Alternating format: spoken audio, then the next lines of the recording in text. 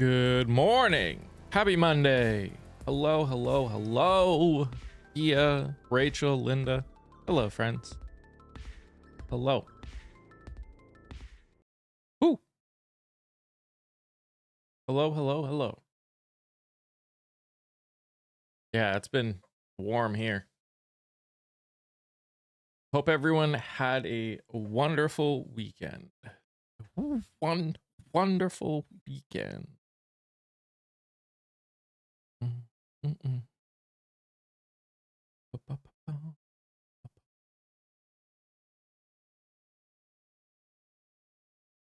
I forget, I may have to leave early today. I got some car stuff to handle. No worries. Right on time. We're going to hit 70s today. Heck yeah, Carla. Heck yeah.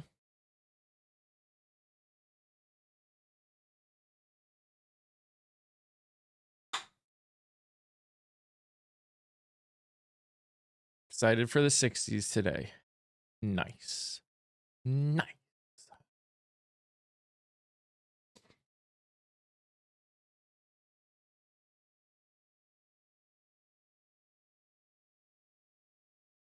Yeah, that's the part that my biggest issue is, even though it's been cool out, it's also been humid because it's been like on and off raining, which means I can't sit here and open the windows really, because then it gets just like soupy in the house. Thing I love to do most is open the windows.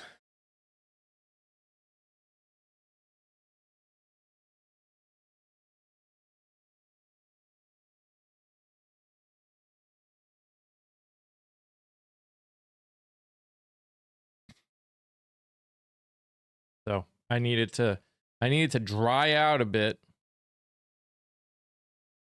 so I can open some windows.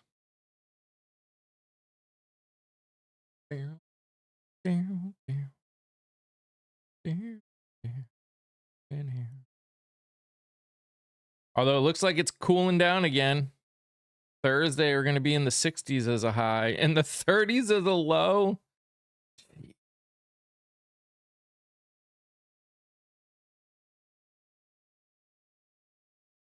Stocks open negative 431. Yep.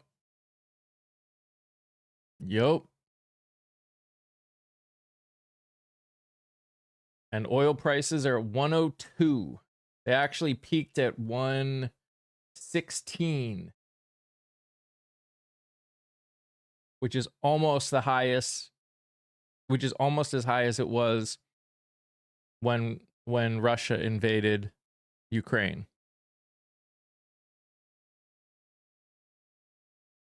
Oh, never mind. It's down to 99. Probably going to drop a bit and then go back up. It all depends on what news comes in.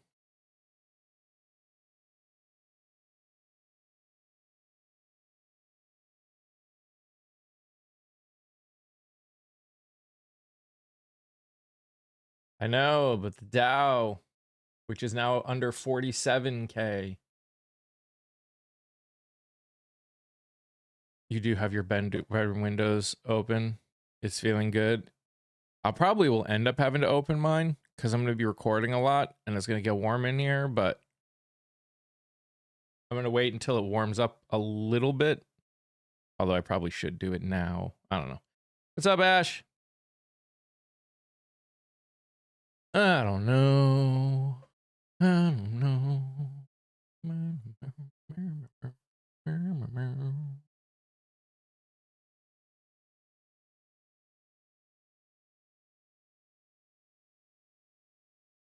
Yeah, probably. All right. Dogs.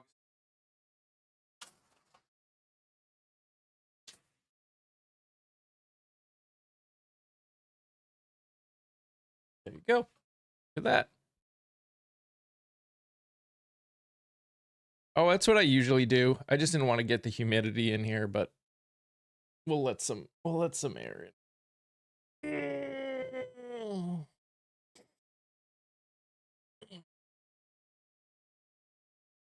Caved on Friday, turned the AC on for a bit. It was 84 here in VA. Dang.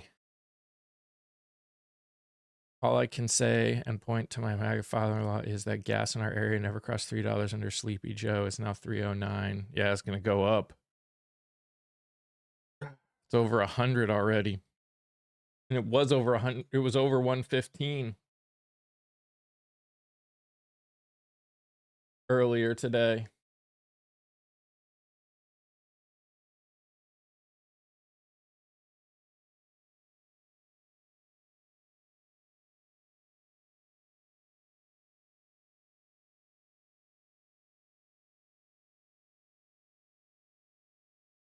According to Mr. Global, if things keep going the way they're going, obviously things can change, but if things keep going the way they're going, expect to see $5-6 gallons of gas. I did. So here's what I understand about the missile that hit the school in Iran. So I guess they used AI to pick targets. And my understanding is they used old imaging of that base before the children's school was there. Because if you look at old maps of that area, there wasn't a school there, and then there was right next to it. So, not trying to justify anything. I'm just letting you actually talking more about the incompetence that they couldn't even use up-to-date information to before they started firing missiles into the country. Morning, Jen.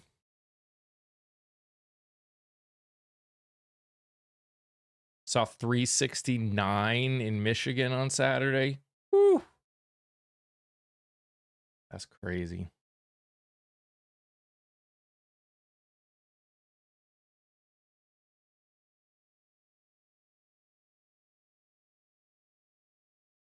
That's crazy.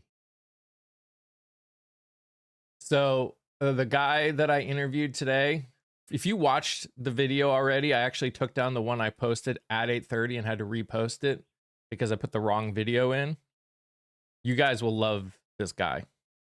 Name's Andrew Rice. He's just a funny dude. Kind of wish I could vote for him, although I feel out a lot of them. Military. Well, that's the problem with using AI. AI and then just going with it. So who's to say it wasn't intentional? I mean, you're right, Mr. Wallace. In the grand scheme of things, it wouldn't surprise me all if it was intentional. You're absolutely 100% right. It would not surprise me at all if it was intentional. I don't think it was, but honestly, it probably wouldn't be hard to convince me that it was. Hey, Mo.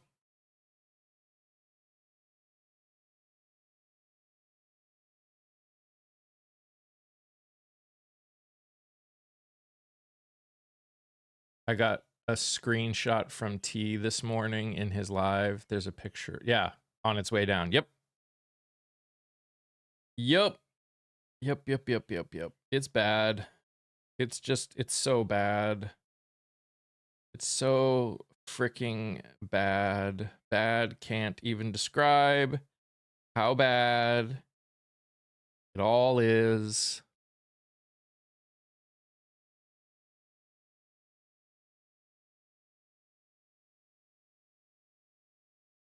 And you got Marjorie Taylor Greene going on Megyn Kelly's show being like, what happened to this president that I supported, that we all supported? This isn't who we voted for. Duh. We've been telling you that for 10 years.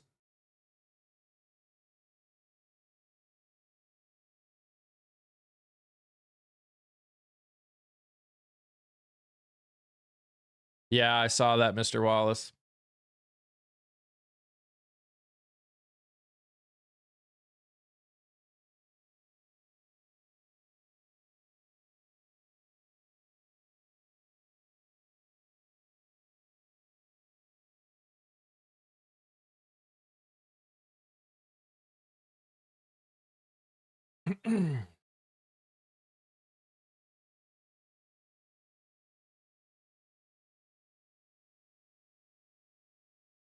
It's just again, I have never heard or seen a more inept administration than this one. Never. Never have I ever seen a more inept administration than this one. It's so bad, it's wild how bad it is.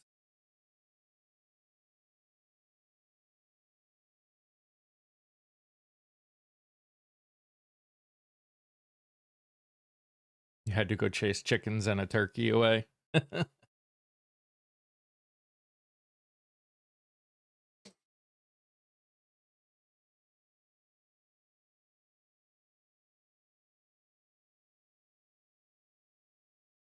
You're getting mad? Uh-oh. What happened? You mean like the chickens and turkeys? Or turkey? They're getting you mad? I mean, I can understand that. Been 5 bowls of cat food in the last 2 days. Ugh. Yep.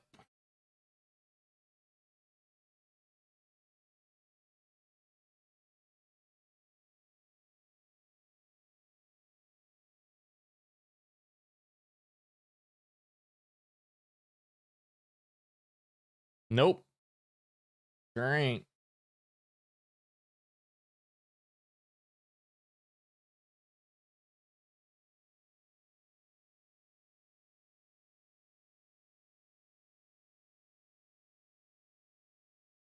They just left the coop doors open all night the last few nights. Oh, good. Oh, yeah, and I see that Iran has chosen the former supreme leader's son to be the new supreme leader.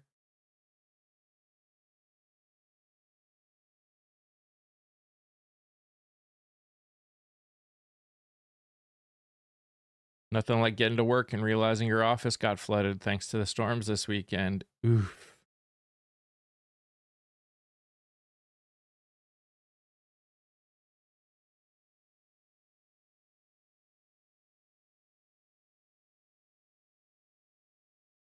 That sucks.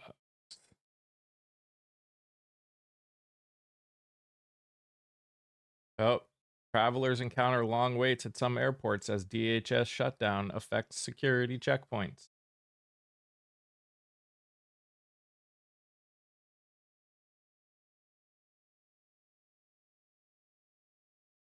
Just think what those chickens would taste like.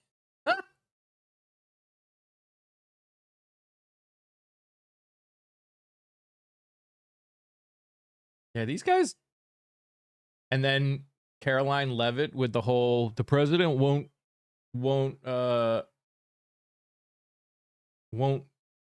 count out a draft, as though the president has the authority to enact a draft, which they don't. Just in case anyone's wondering, the president, an executive order cannot start the draft. Cannot. And there is no way in hell this Congress could be able to get a draft through.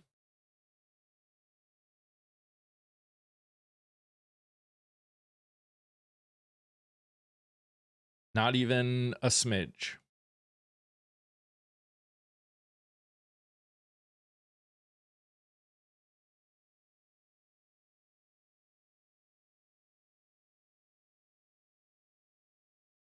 I did not see that article. Again, I firmly believe that this current administration, in his first term, made sure that man could not speak. No doubt. No doubt in my mind.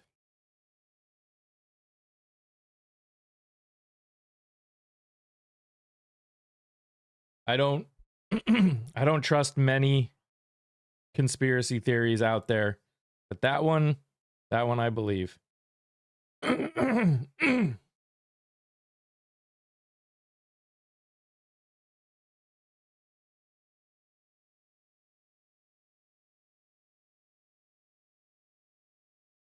especially after having seen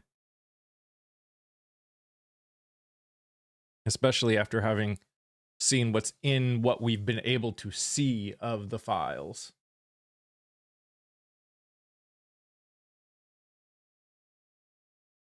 No doubt whatsoever.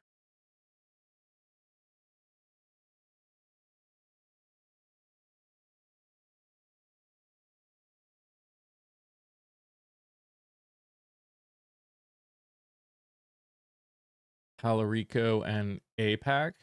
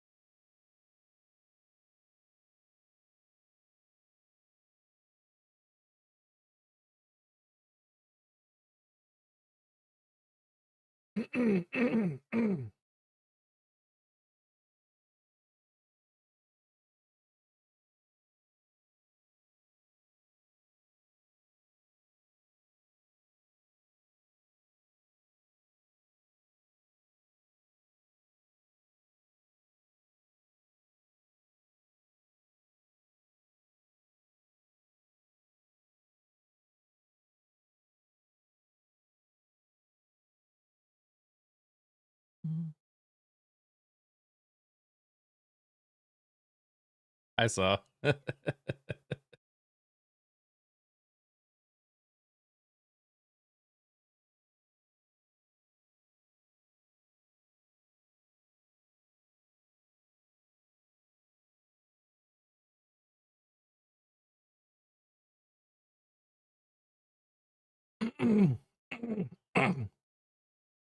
So, according to this, it's spent by pro-Israel lobby and their mega donors, not he didn't actually take money.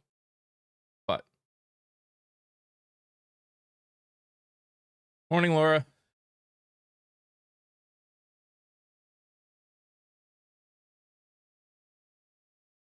Oil at 110, stock market down over 600. Are we winning yet?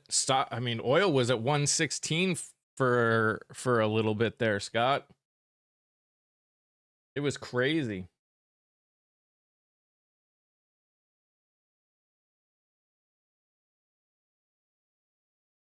Totally winning, though.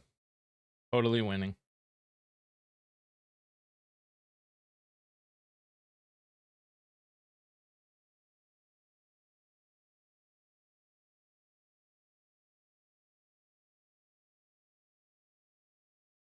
I mean, it's going like this right now. Went up to 116, went down to 98. Now it's back up almost at 100. Like it's flying right now. It's ridiculous. And the Dow and S&P and NASDAQ are plummeting.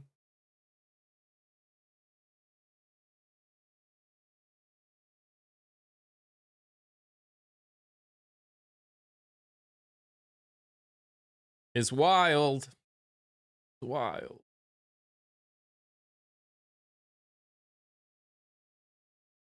Keep blowing up. Of course. They don't care. Again, they don't care.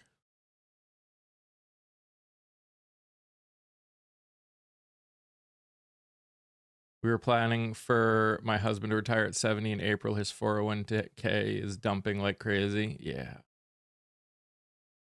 No, Pam cannot say the Dow's at 50k anymore. Nope. Nope. Nope. Nope.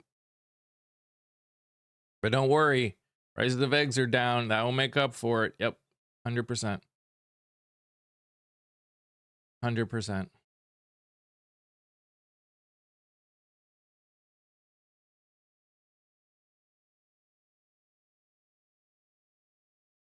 Has a date shown up for when what's up, Silver? For when Bondi's deposition is going to be on the Epstein files?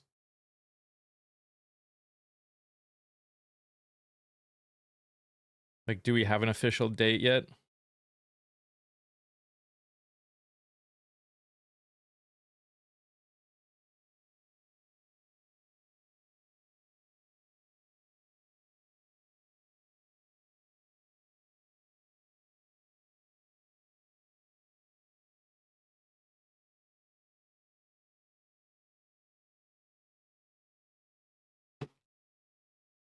Bondi's deposition.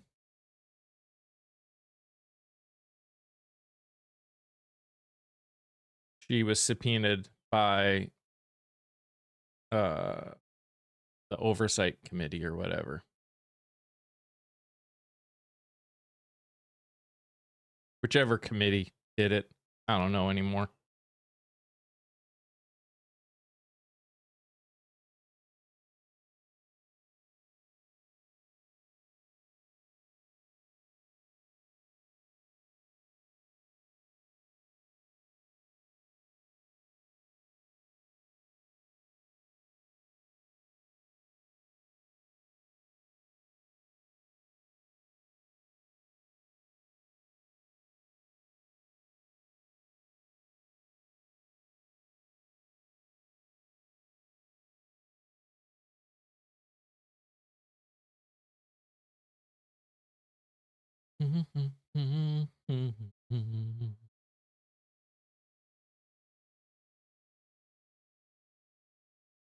Trump said he will sign nothing from Congress until they. I did see that.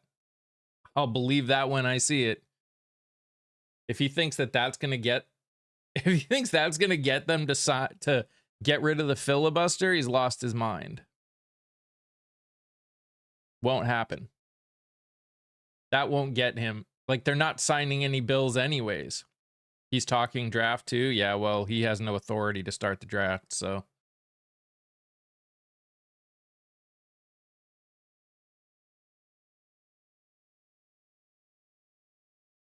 Exactly, Scott. They haven't passed anything really.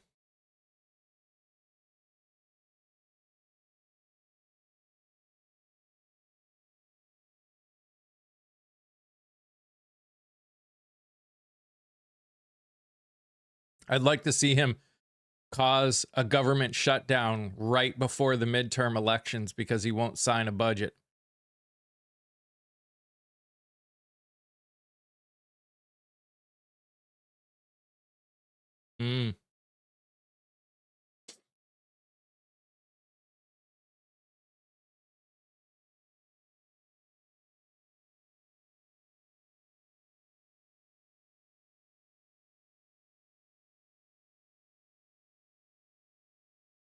Right onto their bibs.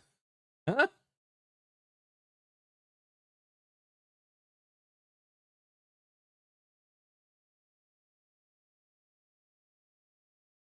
I also find it interesting that I'm only just starting to see ramifications of the DHS, of the government, of the partial government shutdown, in the sense of, like, people haven't been talking about it at all. But, like, people are talking about how their how flights are starting to get delayed because of it.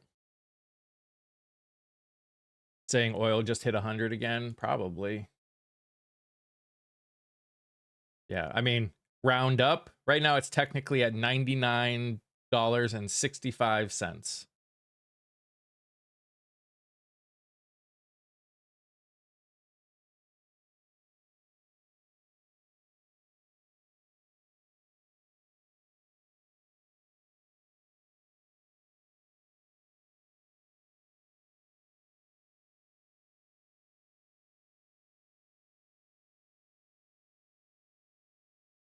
This should be an oversight committee for the oversight committee. Yep. They will get targeting water desalination plants and oil infrastructure. That will be back. Oh, yeah. That will backfire. Regardless. Like, again, like, you could sit here and say we had to do it. You didn't. But that's going to severely interfere, even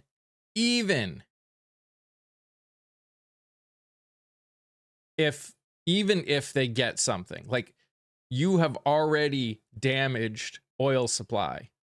No matter what, oil supply is going to be interrupted, no matter what. What's up, Jeremiah?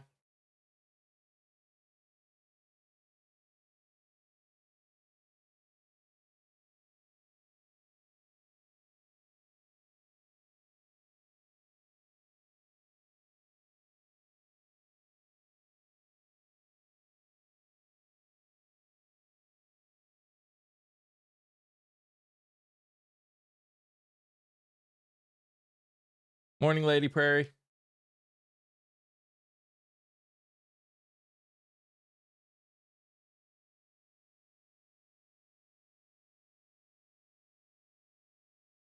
All Gulf nations depend on desalination plants. This hurts everyone. Yep. There are already a lot of Middle East countries are already like starting to speak up more against this.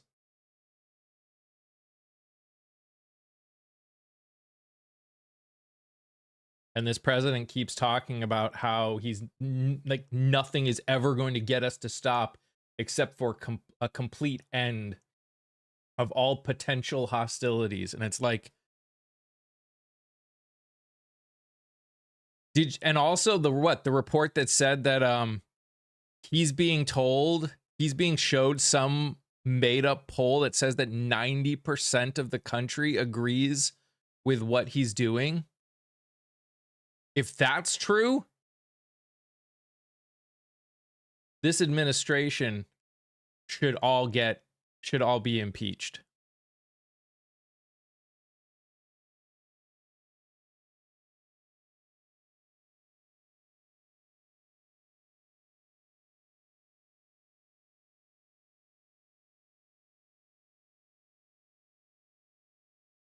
The amount of bad karma coming our way. Yep.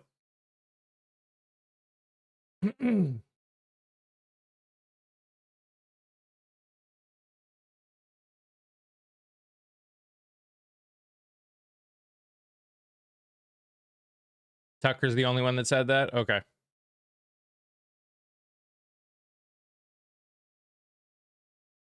If Tucker's the only one that said it, we should be impeached if they did that. They did it. Yep. If it's true. I mean, everything I hear I take with a grain of salt, Scott, if you're being true. Like, literally everything. From everyone. This administration, the news, everything is with that supposedly the president was shown a poll that said that 90% of the country supported the war in Iran and what we were doing in it.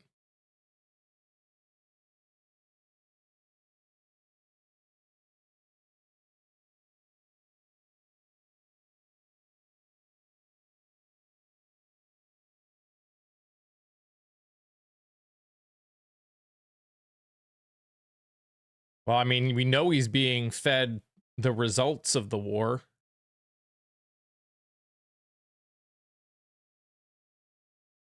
He probably thinks we've practically won already.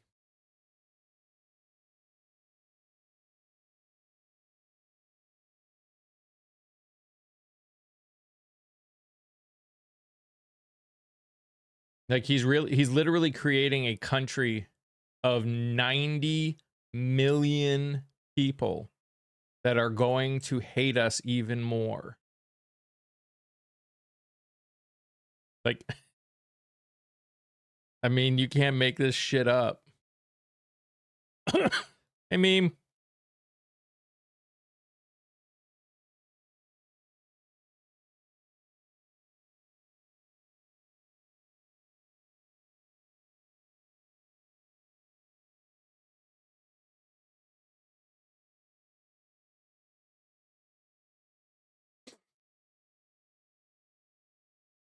Bet the poll came from Newsmax. Who knows? It's bullshit wherever it came from.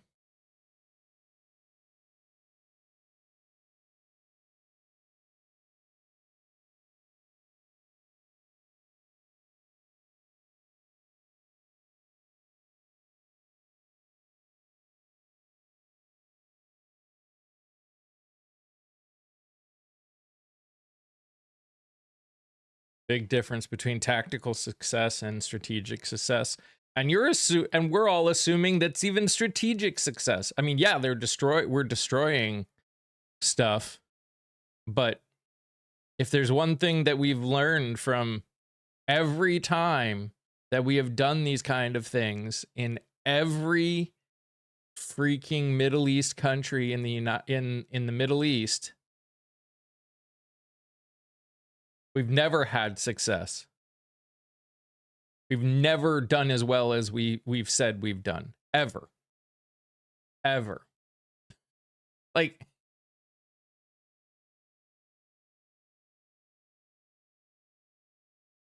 and that's just a fact. It's not anything against anything.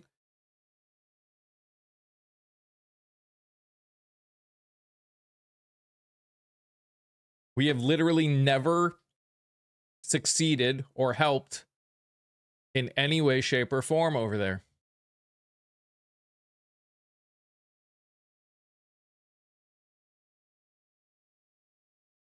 I was disgusted seeing him wear a ball cap while the fallen soldiers were carried off the plane. Yep. And I heard another one lost their life.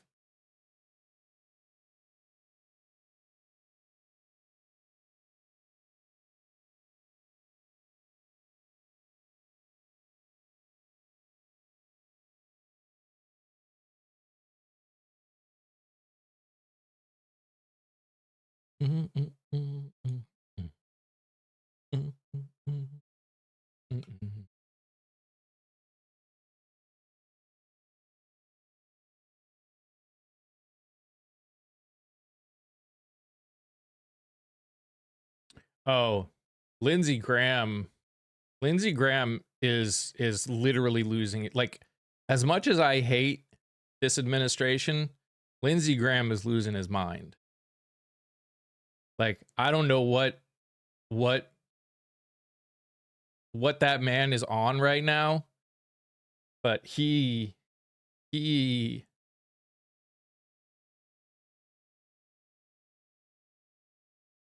whew.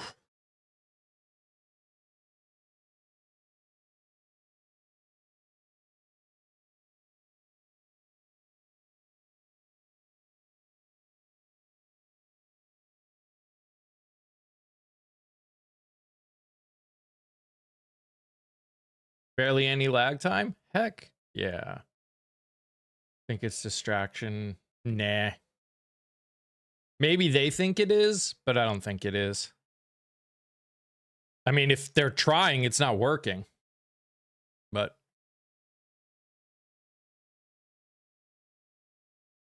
I mean, maybe with his own people, but not with the majority of people. Excuse me.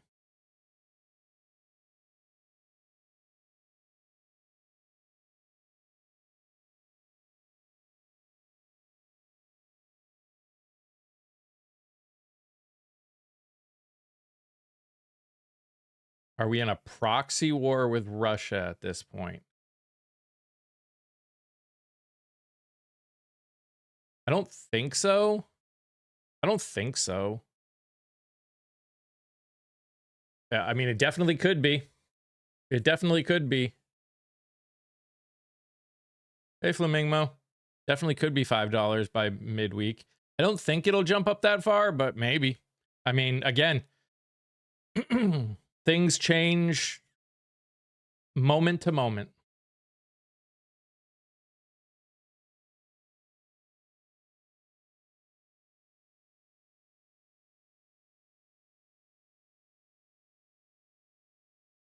Media is different. You can't go by the media. The media wants whatever is new because we do 24-hour media cycles, they're always going to focus on what is new and what has the chance of getting them the most clicks. So I don't, to an extent, I don't, if I worry about what the media does, the answer is always going to be nothing, because their job is only to make money. Hey, Rosa.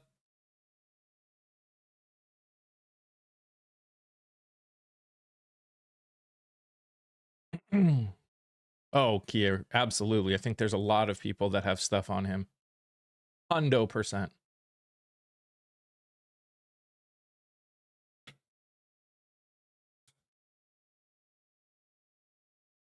That was down 850. Yeah, I saw that.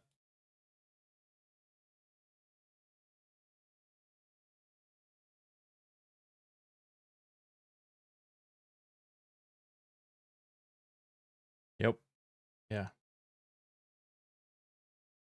See, I think that's weird because I mean, of course, we understand that it's weird, but it's not our job to get clicks.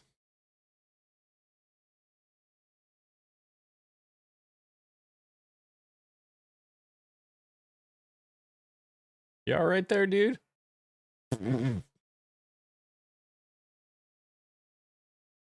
Ah! Oh, man.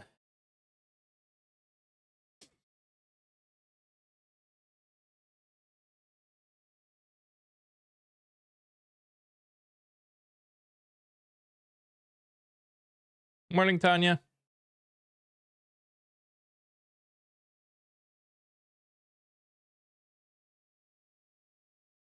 Oh, the price. I mean, the prices of goods will go up. It's like we're going through cycles, history repeating itself. Yep. Yep. Which it totally can if people don't continue paying attention. It's exactly why you're seeing all of these people that want to get rid of all of these agencies and groups that helped, that like people that want to get rid of like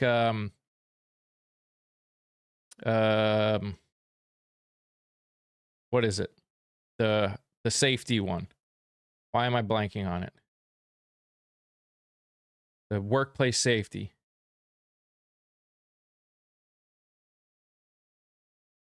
OSHA, thank you. They want to get rid of OSHA because none of us remember what it was like before OSHA. So they want to get rid of it. And then stuff will happen and then OSHA will come back. It's yeah, it's frustrating. It's frustrating that we as human beings so easily forget everything.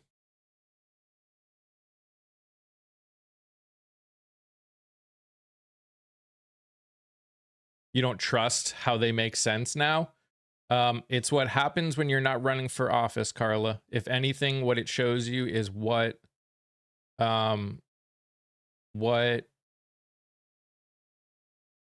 politics has done to humanity. Hey, Liv.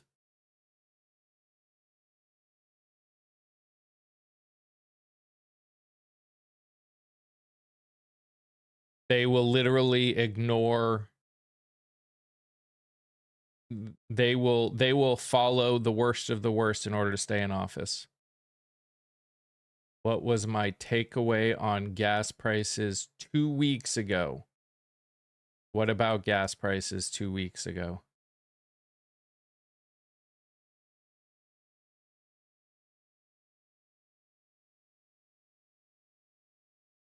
Oil has not only gone up 30 cents.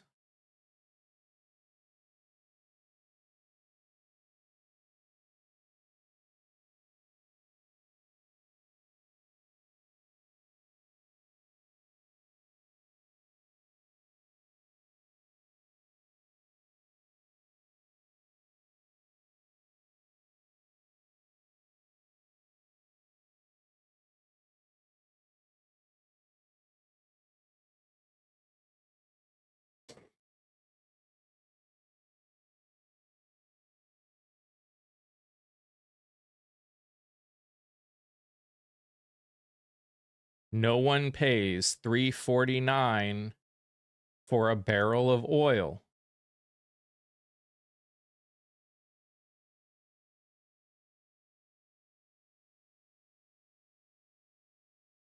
You are not paying $3.09 for a barrel of oil.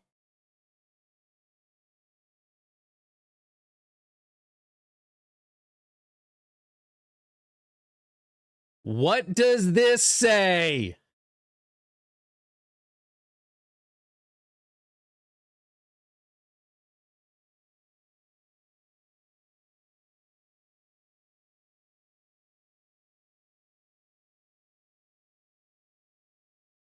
Jeez, people, read.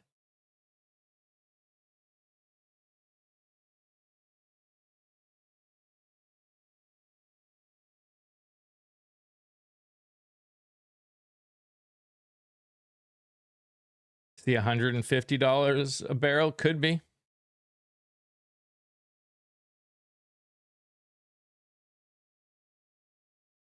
I was reading other people talk about gallon of fuel prices and saying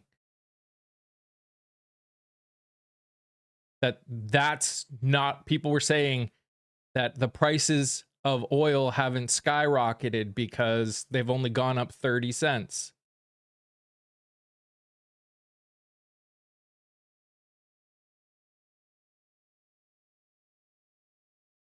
Yes, Silver. I just posted it on Thursday. Posted it on Thursday.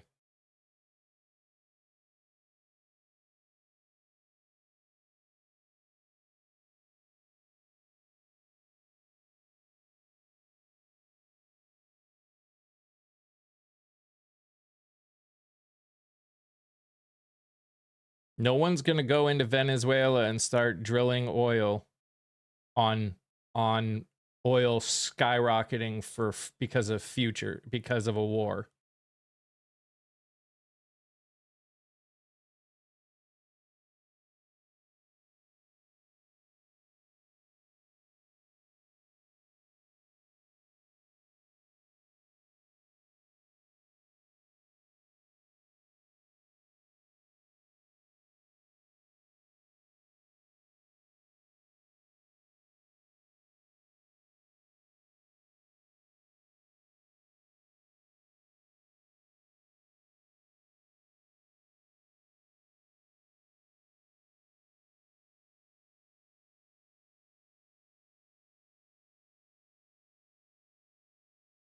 And no, it's not okay.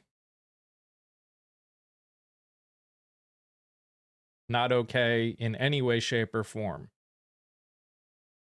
We started the war. They weren't going to nuke us. You're an idiot for thinking that.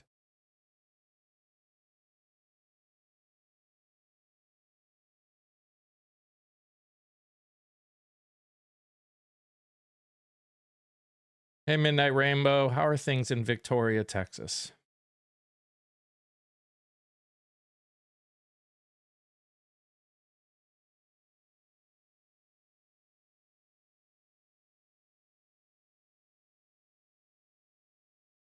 Had a stressful weekend. I'm sorry, Silver.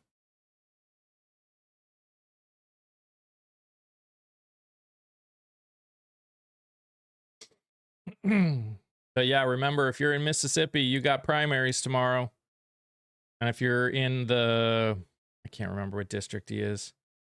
I interviewed someone who's running for Congress in Mississippi. So go watch his stuff so he can get his name out there and hopefully win his primary.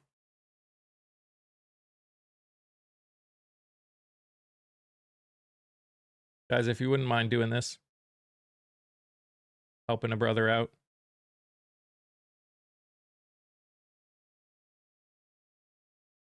Technically, my shirt's not orange. But hey, Vonda, how are you doing? You drove almost to Charlotte this week and to get a couch. It was hot and gross, but we got it done finally. Heck yeah.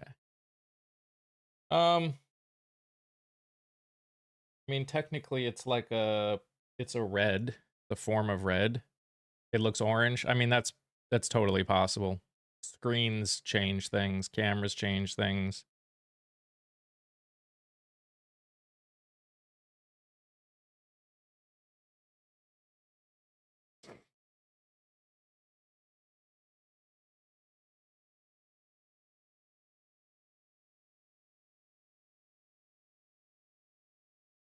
Be 70 years old this year, and I've never seen this country in such pathetic shape. Truth. No, I mean, it's not. It's not orange in any way, shape, or form. But I can see how it could look that way. Because like I said, cameras can do that.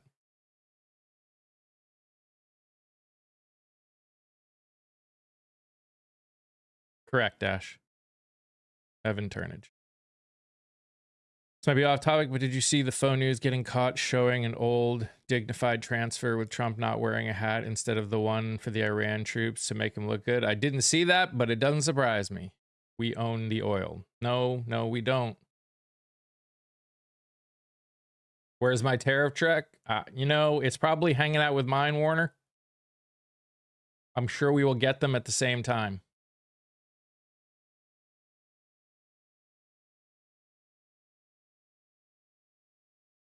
Yeah, they all arrived February 30th.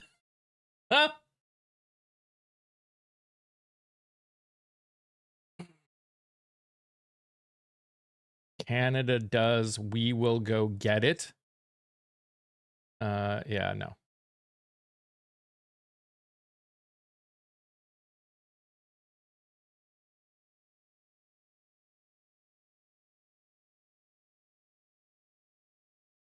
How many day ones does he get? This many. When I win, I will immediately bring prices down starting on day one.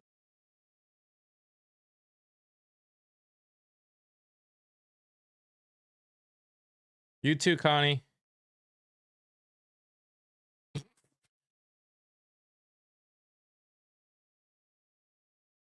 What makes you think that we are stopping that long?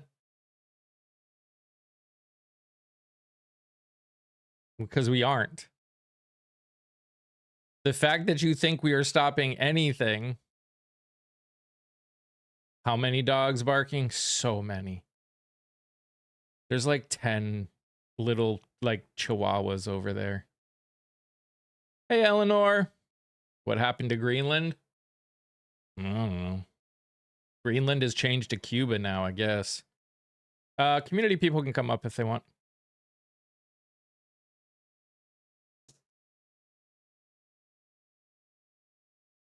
It might not be 10. I don't know what it is anymore.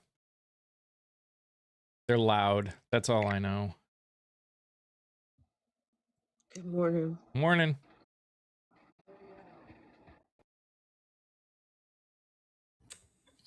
Hey, Scott. Good morning. Good morning. Hey, Scott. Well, What a world we live in, guys. yep. What a world we live in. It just shot up to 103. For the MAGAs out there, this has really been paying off big time for them, hasn't it? I just wrote down a few notes. 1/8 of MAGAs are on SNAP benefits. Well, they won't be for long. The top 10 states receiving ACA benefits that have been chopped, every single one of them was a red state. 30% of the entire population of red states are on Medicaid. That's on the chopping block 2 weeks after the midterms. What about jobs? Because Trump was going to be the jobs president.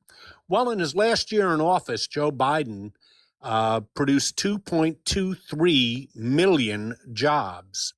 In the last 12 months, March to March, Bureau of Labor Statistics, Donald Trump has created 487,000 jobs, or about 1/6 the amount of jobs that Joe Biden created. What about inflation? This morning's New York Times reports that economists are now expecting this year an inflation rate, they've just raised it to 4.5%, which is approximately double the inflation rate when Joe Biden left office. Well, what about your health care?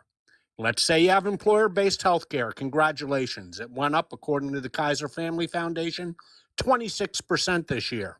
And if you're on the ACA, you already know it went up 150%. And I haven't even mentioned utility bills, groceries, homeowners insurance, car insurance. But I know what you guys are thinking. We got something out of this. And indeed you did. You got tax cuts for billionaires. That's it. Tax cuts for billionaires. No, wait, somebody's going to call me a liar. You also got the trans kid kicked off the high school track team. You got that too. But outside of that, in every other possible metric, let me use the exact economic term here, you got fucked. Your taxes, if your taxes went down, then you're a billionaire and you don't get to be here. All those things go up every year, no matter who's president. I just gave you the exact statistics of Biden and Trump. What a never mind. Yeah. Can't speak to these morons. Nope. You think I'm going to bring you up when you got muted, dude? And don't keep asking because I will block you.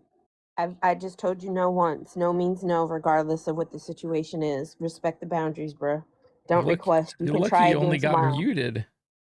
Yeah, you can try again tomorrow with you only being muted. Don't request again, though. You'll get blocked.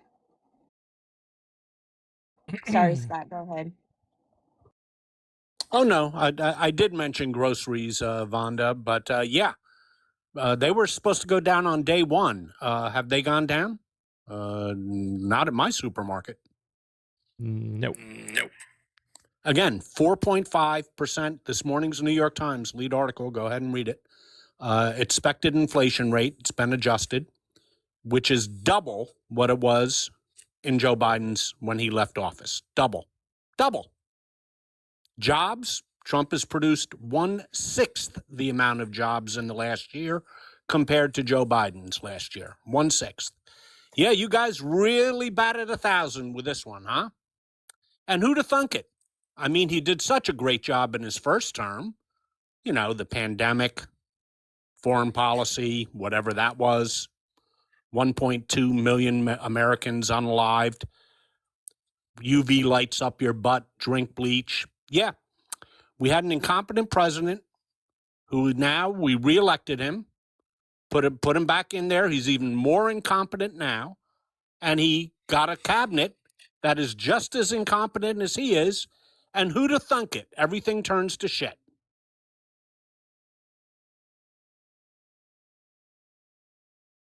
Sure, it will double that. Name like plague. I mean, come on.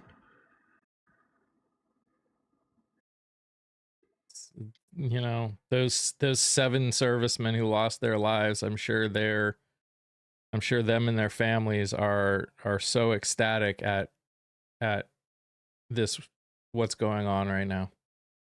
I'm sure the families and those people that have lost their lives or been forever injured by this administration and their policies in this country are ecstatic about what this president is doing. There probably more. Yeah. There could be more. And those 6 were National Guard troops. They were saying, like, yes, Dr. Nick, I was using a colloquialism. Jesus Christ. Don't worry about my elocution, Dr. Nick. Worry about your own. You missed the Ayatollah exists again. They just installed another one. They have a long line of procession already picked out. I don't think people understand. There goes that American exceptionalism. Not everybody does it like we do it. They already had, and that's the whole thing of it.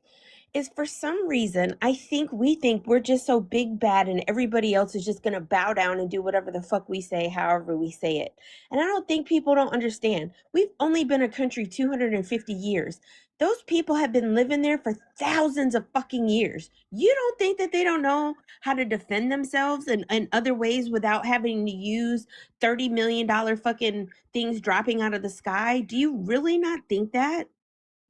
You think he's gonna last 3 days? Okay. Good luck on that. Maybe he will only last 3 days, Mike, but there's a difference between Iran and Iraq. What part of what is what Kia just talked about? The Persian people have been around for millennia, and they have a long memory, as we will soon find out. But in Iran, they have a bifurcated government, which has multiple layers of both civil and clerical government structure. Therefore, you can't just chop the head off the snake. It's not like just getting rid of Saddam and everything falls apart. They have multiple layers that have been laid out for years of both clerical and civil leaders to take the place of anybody who might be unalived. And so you can't just chop the head off the snake. How long did Iran? How long did the last one last? Over 40 years. What do you mean, how long did the last one last? Ayatollah Khomeini took over after Ayatollah Khomeini. That was the last when Ayatollah one. Khomeini died in 1989. There's only been one new Ayatollah since the last one, and that is the one that is currently the Ayatollah, his son. There has not been one between the two.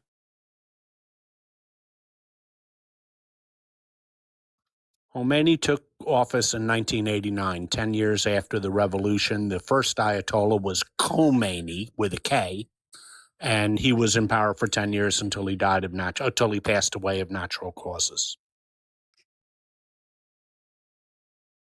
Because we don't allow people we don't know on the panel. And when I said, you got the first time, I said moderator request, denied your request, that should have been enough. When somebody tells you no the first time, that's what it means. Doesn't mean keep trying. Rock, in 1979, Khomeini took over. When he passed away in 1989, Khomeini took over, and until he was unalived by I country strikes last Saturday.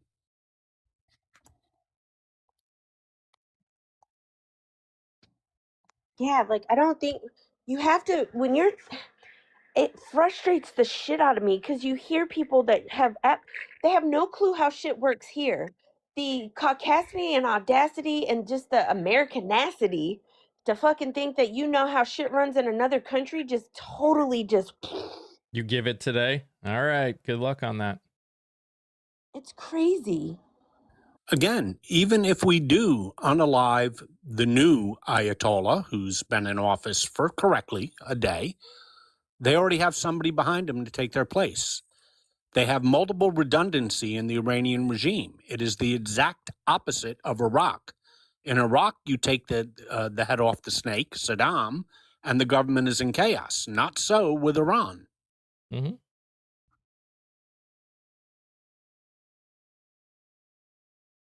Which is going to make regime change without boots on the ground difficult. It's never happened before just from air power alone. It's going to be impossible without boots on the ground. And the amount of boots on the ground that would be needed for a country the size of Iran rather, would be incredible. Iran's 3 times the size, both population-wise and landmass-wise, of Venezuela. It's a very big country, and it's very mountainous. It would be almost impossible to subjugate the entire country. And you are making 90 million people hate this country. You think you're making people happy by blowing up? Not all. Oh, I would not be surprised if after what's going on, most, if not all, are not going to be happy with us. That does not mean they're going to be unhappy. Again, this is one of those two things can be true at the same time. That doesn't mean they're not going to be unhappy if this current administration decides to this current regime is no longer in power. But if you think after all of the damage that this administration and that other country in the Middle East have done to not just those people, not just the military, but to infrastructure, the amount of costs, the amount of, they have destroyed a lot of stuff. And it's going to be a long time before things get a lot better. And if you think they're going to be happy about that, they're not. Look, there is no doubt that the Iranian regime is wildly unpopular within Iran. They are a vicious, tyrannical, terroristic regime. However, we are bombing that country, and we have now taken to attacking desalination plants, which doesn't sound like much, but that's their drinking water. We're not, that isn't an attack upon the government. That is an attack upon the Iranian people themselves. That is not the way to win hearts and minds.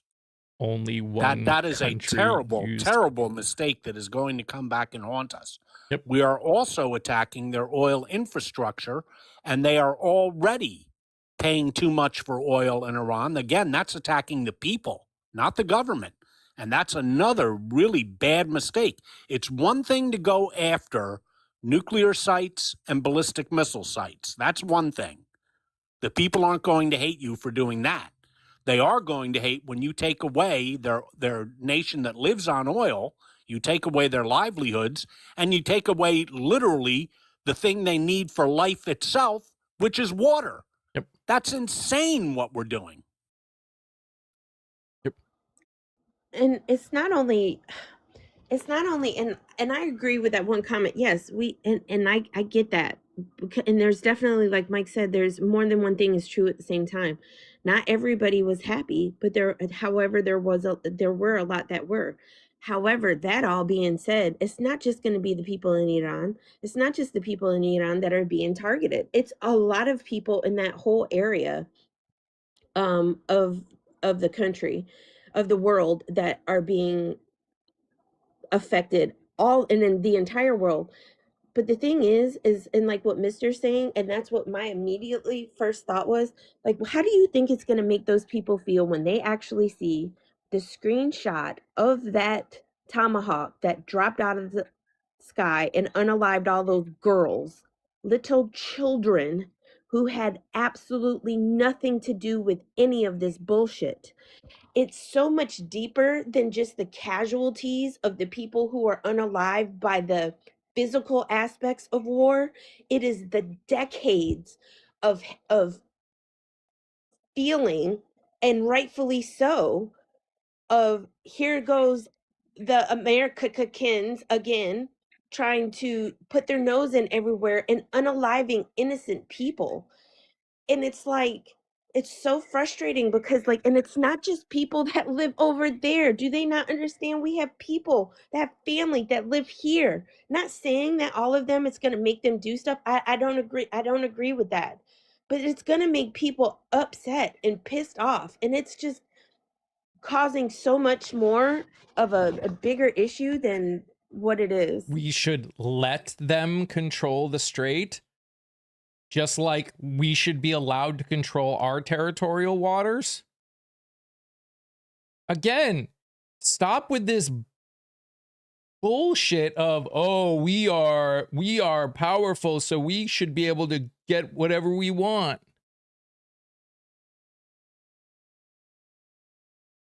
And do whatever we want. Mods, for future reference, if you see someone coming in here telling somebody to shut their bitch ass up, which I'm assuming they were talking about me because the comment was when I was talking, please go ahead and mute and block them. As for Iran using that missile on the girls' school, that is what the president has claimed.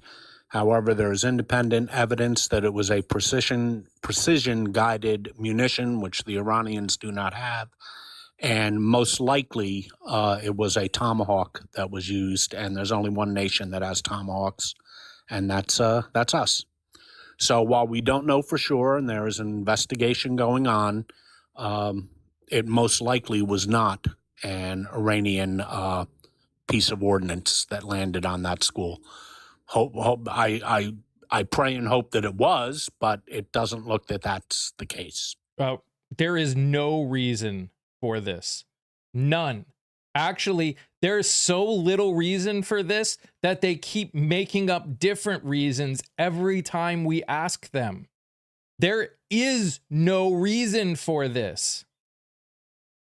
There's definitely no reason for 7 service members to lose their life over this. Scott, have you seen a picture of it?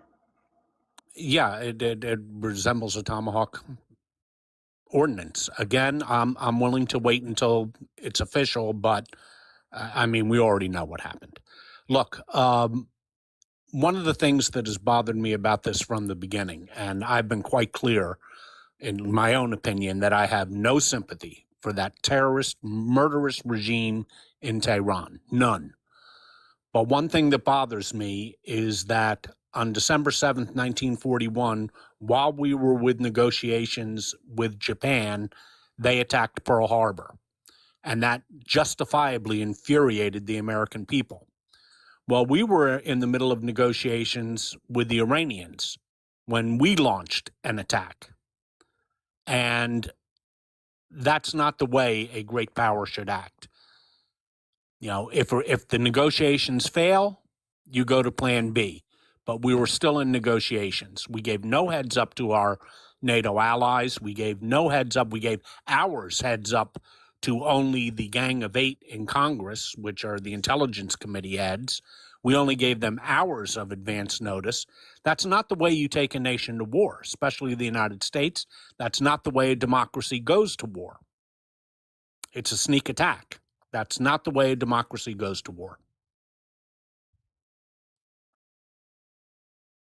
By the way, for any of you that are MAGA and are sitting here and hearing them say, "Oh, it will only be X, Y, and Z number of days or weeks," and using that as an excuse and saying, "Oh, this is going to be done soon," I want to point out that before the 2003 invasion into Iraq, you want to know how long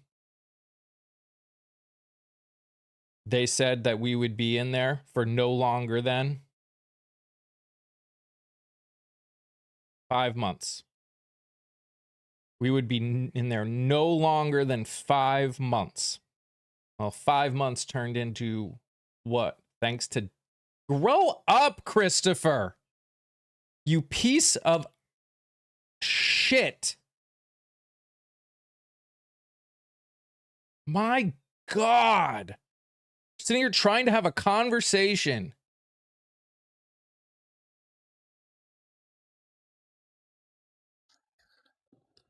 The tactical superiority of the United States and Israel has been established. And tactically, the 90% as of source, U.S. Central Command, 90% of Iran's ballistic missile launchers have been destroyed, and approximately 83% of their drone launchers have been destroyed, about 50% of their stockpiles of both weapons. But tactical success means nothing without a strategic objective. Do any of you MAGAs know what our strategic objective is? Because in the last week, we've heard about regime change. That's been on and off the table. Or is the war to attack their ballistic missile capabilities and their drone capabilities? Or is it to get their nukes? Is it for unconditional surrender? Well, the president mentioned that too, which is pretty interesting, because then his press secretary said, well, we get to define what unconditional surrender is. Huh? Does anybody even know what that means? It changes by the hour and the day what our strategic objectives are. And tactical success on the battlefield means nothing without having a strategic framework for it. What type of Iran do we want to see, and how are we going to get there? In other words, what is the end game? What does the day after tomorrow look like? And the administration has not even articulated a explanation, a reason, or a roadmap for getting anywhere. They haven't articulated a reason for this war. Now that's got to be a first. I've never even heard of that. And whatever reasons they give change by the hour and change by the member of the administration that's speaking, whether it be the Secretary of State, whether it be Pete Hegseth, who apparently just talks about flexing and stuff like that. I don't even know what he's talking about. And the president, who changes his mind. Now he's not even talking about regime change anymore. So what is the strategic objective of this war? It's one thing to knock out ballistic missile sites. It's another to have an end game and what we wish to accomplish with this war. And they haven't articulated that, either to Congress, our allies, or most importantly, to the American people. And again, for people coming in, I strongly suggest listening before you speak. I saw someone get muted here that obviously thought Scott was saying something that he wasn't, because you weren't here long enough to realize what he was saying. Because if you say, stop listening to Fox News, you don't know what you're talking about when it comes to anyone on this panel. I wonder what would happen if the Strait of Hormuz and the Suez Canal are closed. A lot of inflation would happen. That's what would happen. The Straits of Hormuz have 20% of the world's oil going through it every day. 20%. That would cause inflation and recession throughout the world. The nation of Qatar produces 20% of the entire world's natural gas. They have had to stop production completely because of the war. This is the problem, is that war in Iran affects the entire Middle Eastern region. And that is something that apparently nobody in the administration even thought about before they took the nation to war. Just like they didn't think about how to get Americans out of harm's way. That, Secretary Rubio saying yesterday, Sunday, well, we're working on a plan for that. Huh? What do you mean, working on a plan? You didn't have a plan before you took the nation to war to get the American people out of harm's way in the Middle East? You didn't think about that before the war? Spacebar, we are drilling on our own soil. What the hell are you talking about?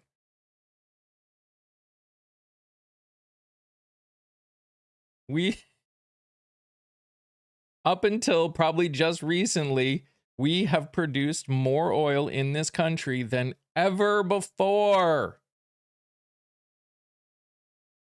No, not thanks to the current administration. In the previous administration, we were producing more oil than had ever been produced in this country.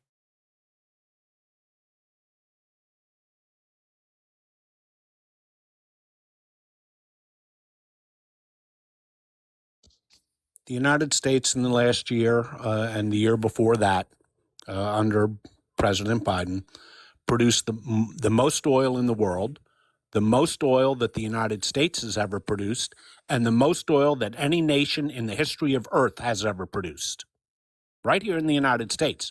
But oil's a fungible product. It's a worldwide product. Therefore, if you're taking 20% off the table, costs are going to go up. That's economics 101. And doesn't matter where the oil's produced. There's a finite number of barrels that are produced each day and a number of barrels that are consumed each day. And if you're taking 20% off the market, prices are going to go up. There is a massive misconception and misunderstanding of oil and oil production in this country. And just from a personal note, I'm part of an oil field family. Like, our income is reliant on my husband's oil field job. We did not have any slowdown in production. We didn't have any cuts to his job or his hours since pre-COVID. And then the first time that we had a slowdown was last year after Trump announced tariffs. We hadn't had one in years. And that's just a personal note. But I mean, just you have to understand that oil, like Scott was saying, is a worldwide commodity. It is so intertwined with anything that creates fluctuation in pretty much any part of the world. We do not produce the right oil that, like all the oil that we need. Oil is different in different parts of the world, is shared everywhere. And it doesn't matter how much we drill or how much we stockpile, it will always change prices based on what's happening in the Middle East or somewhere else in the world. And we don't have better relations with anybody, Fudge. If anything, we have worse relations with literally the entire planet. There are no better relations with anybody. None.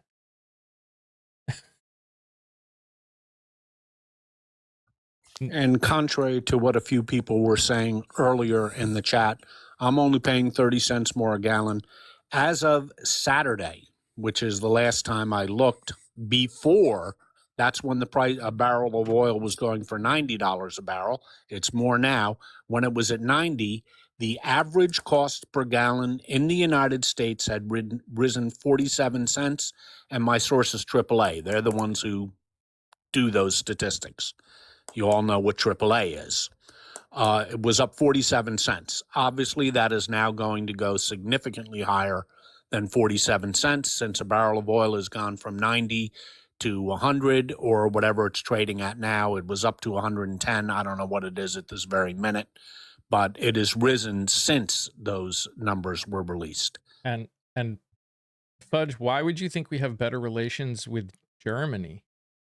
Not only did we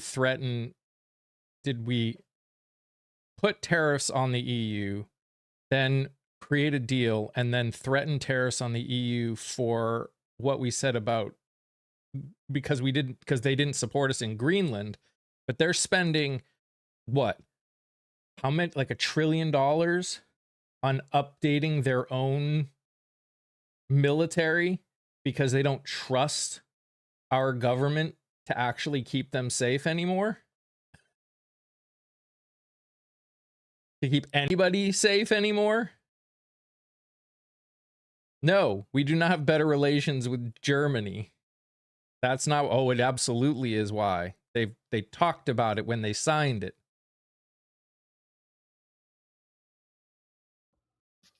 Our relations with our NATO allies are horrific. They're terrible. Our relations with Japan, South Korea, Australia, Taiwan are terrible. Our relationships in South America, obviously, are very poor. And I don't even have to bring up Canada. We all know what our relationships with Canada are. Especially after that shit show of a Shield of America, whatever bullshit that happened in Florida. Oh my gosh. It was bad enough that the president came up and did his whole, I only speak English. And then you got friggin' Keg's Breath walking up and going, I only speak American. Like, what the actual... Oh. Again, the other thing to remember about the price of oil going up is not just what we're going to pay at the gas pump. It's going to be what we pay to get electricity, what we pay for our home heating oil. The price of natural gas will go up with Qatar, which produces 20% of the world's natural gas, completely shutting down production. And every single product you own, buy, or eat is going to go up because it has to be transported. And those costs are passed on to the consumer. Not to mention everything that is happening there now. Their refineries are getting hit. Refineries are being shut down. Stuff is not moving. I think there's this idea that you can just snap a finger and all of a sudden everything is back. That's not how it works. That doesn't change anything. This is something that is going to be around for a while, no matter what. Our ignorance on what subject, Barkus? We're quoting the exact price of oil. We're quoting the exact shutdown and percentages of natural gas produced in Qatar. So what ignorance are you referring to? Because I notice you don't give any examples. Yeah, and I would like to remind people like that person that there is real fear with even the slightest bit of increase in costs for people with gas. There are people, a huge swath of people in this country who have to literally count to the dollar from their paycheck to put gas in their car, to get to their job, to buy food for their families. It is terrifying for them. And this is on top of this administration knowing and willingly cutting people's benefits that are supposed to be helping them while the cost of living is the highest it's ever been and now is soaring again. Mm-hmm. There are people in this country, tens of millions, if not more, who this is going to severely affect. That's the fear that we are talking about. Someone said worst admin except for all the others. I think when all is said and done, we will look back at this administration as not only the worst administration in American history, but top 5 or 10 world history in terms of all around effects on US and global society.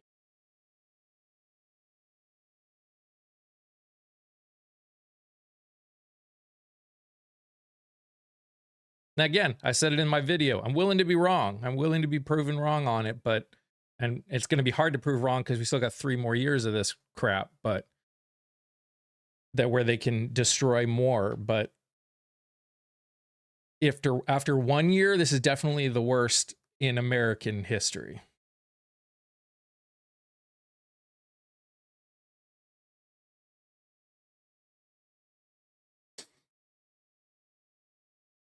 And that's saying some things.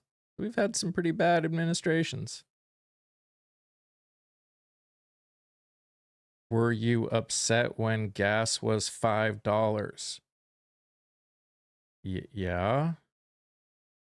I was upset when Russia invaded a sovereign country and caused prices to go up to $5. Yep. Yeah. Yes, while we're coming out of a pandemic. Yes. Jesus Christ. A barrel of oil right now is the highest in 4 years since we came out of the pandemic. Duh. Duh. Do you understand that today oil hit almost the same amount per barrel that it was in 2022? They almost were at the same point. It went down, but they hit that point.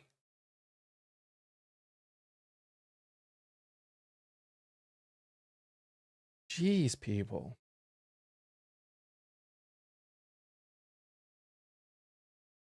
It will go down again, which it did after 2022. Yet you guys love to talk about it. You know what's insane? and then I'm gonna have to go. I gotta get ready to go head out for the day. I think the thing that's insane is they talk about, but it goes back down. Why are you not upset that it has to go up in the first fucking place? Just like with the 401k stuff. When it switched to being that's how you got your retirement versus a company doing it for you, where do you not understand how hurtful that is? You shouldn't have to lose multiple thousands of dollars out of your fucking savings account. Whether or not it comes back or not, that shouldn't matter. You shouldn't have to lose it in the first place. Mm-hmm. And that's the thing. Here goes that that good old Americanism again. Like we're so indoctrinated into thinking like that's how you have to do things. It's absolutely insane. Dim, you're not saying anything we don't know. Obviously, you haven't been here or listening because we've talked about that several times. Take several seats and comment again when you have something worth saying. Thanks. But like I was saying, I don't think they don't people in the comments. I truly understand. I'm going to see if I can find that thing from WRAL and I'm going to post it in both of our Diskies because it gives you a breakdown about how oil and the price of gas and all of that stuff is interconnected and what makes prices go up and down. And it'll be there. And if people want to share it out, maybe somebody will watch it and be like, oh, maybe if it's not us. Social Security is not a Ponzi scheme. Social Security is what is the one best thing that has kept our elderly from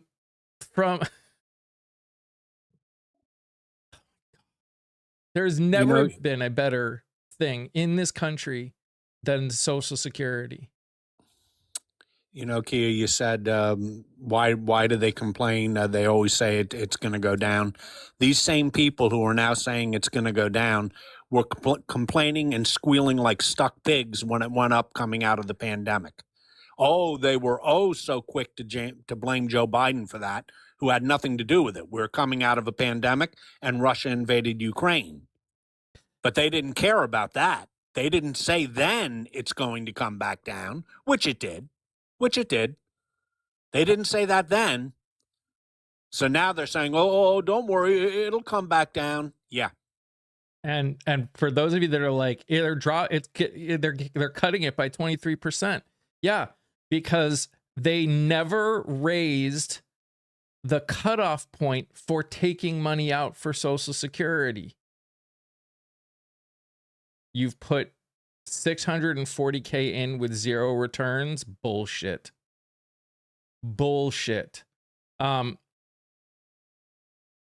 Social Security, you don't get Social Security taken out up to once you've made $200,000. So every 200, I think it's like 217 or something stupid like that. Everything past that, you don't get Social Security taken out on. They've already said if you want to, you could fix the problem with Social Security if you actually raised the limit on where Social Security was taken out. But they don't, because again, I've made well over 200K per year. Well, every dollar over 200K, you didn't get Social Security taken out of,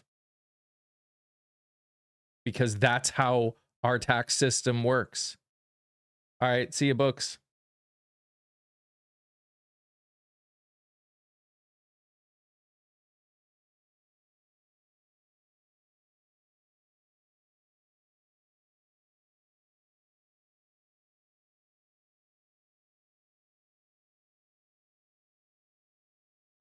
Okay, Vonda. Because there's other mods here, right? Yeah, you're good. Okay. Yeah, and I'm hoping I can get my son to buy me some Bojangles while we're out there. I've been, y'all, chasing turkeys and chickens is hard work. All right, Ghost. I know Ghost can hold it down, and Vonda too. I saw Danielle in here earlier. Yep. But I'll be listening. Okay.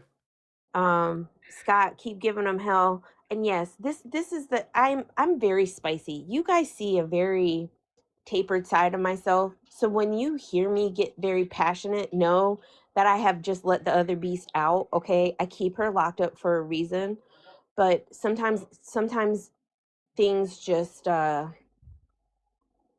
just have to let some things out, you know. Mm-hmm. And definitely keep doing what you guys are doing.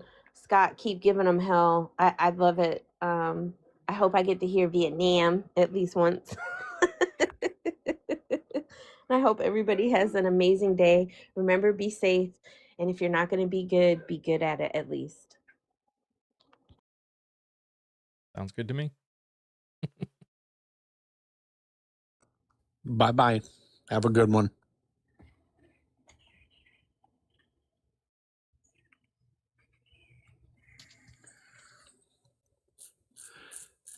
You know, part of the problem here, again, is not necessarily the tactical successes that we're having on the battlefield. That's to be expected and has been impressive. There's no doubt about it. We've, as I said before, according to the Central Command, and that's backed up by the ISW, about 90% of Iran's ballistic missile capability has been eliminated, and about 83% of their drone activity has been eliminated. But that's not where the real fear is. The real fear, as we've been touching on, is with Qatar ending their production of natural gas. That's 20% of the world's total. Desalination plants throughout the Middle East being hit by missiles in retaliation to hitting Iran's desalination plants. The entire Middle East depends upon those desalination plants for their water. And it's the asymmetric warfare that worries you.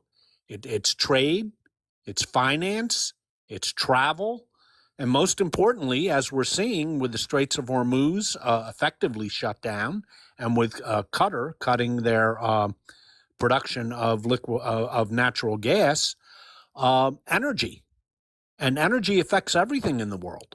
Mm-hmm. It's not just the cost of filling up your tank. It's not just the cost of your home heating oil, not the cost of your diesel. It's the cost of your food, because that has to be transported. It's the cost of everything you buy on Amazon. That has to be transported. It's the cost of everything that is shipped to a nation. That has to be transported. All of those increased costs get passed on to the consumer. So we're going to have a bit of a spike in inflation because of this. Mm-hmm. At a time where inflation is already bothering the American people, and the American people are in the midst of an affordability crisis. This adds to it. And I'm not any cheerleader for that vile regime in Iran, and you've heard me speak of it a million times. But I want to see what our long-term strategic goal is here. I'd like to see someone in the administration explain it to me. I don't know whether we're talking about regime change, or are we talking about ending their ballistic missiles? Are we talking about ending their nukes? Are we talking about whatever unconditional surrender is? I don't even know where that one came from, because we haven't declared war on anybody. So I don't know where unconditional surrender comes from. I don't know what our strategic objective is here. And all the tactical success in the world doesn't get you anything if you don't have a strategic goal in mind. And we don't. That's the problem. And it's starting to affect the other countries in the Middle East, and including there was a attack on Turkey as well. So a NATO member. That's what happens with asymmetric warfare. And we have denuded our counterintelligence capabilities in the United States. We are much less prepared for a terrorist attack than we were a year ago. The goal is always chaos. I don't think the goal is chaos. Not for this, at least. Do I think they like chaos? Maybe. Sure. The goal may not be chaos, Mike, but that's exactly what we're getting. Oh, sure. Again, I just don't think... I think we give this president far too much credit. It's a diversion. It's not a diversion. Because nothing's getting diverted. No one's diverted. We keep saying it's a diversion. It's not. And if we think it's a diversion because of the media is a totally different ballgame. Their goal is clicks. And they will post anything that will get them more clicks. They will talk about anything that will get them more clicks. They don't care what it is. So when it comes to the media, they're ripe for diversion from any side, anything, anywhere, anyone, as long as they think it'll get them more clicks. I don't care what the media headlines. I care what we talk about. That's why that's why I keep doing what I'm doing. For those of you that aren't over on the tube, because I can't put everything over here on TikTok, reminder, Mississippi's primaries are tomorrow. If you haven't gone and watched the person who's running so we can get a little bit of more visibility and potentially win and make some real changes, go over and watch it, please.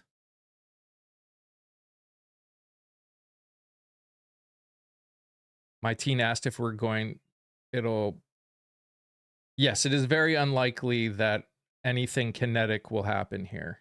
That's not to say someone homegrown or sleeper couldn't happen. More likely cyber, though. Rosa, if you go over to the tube and you type in Breaking the Meta podcast, it should be like the first thing that pops up. And it'll be my little image. Or Rosa can DM it to you. Thank you, Rosa.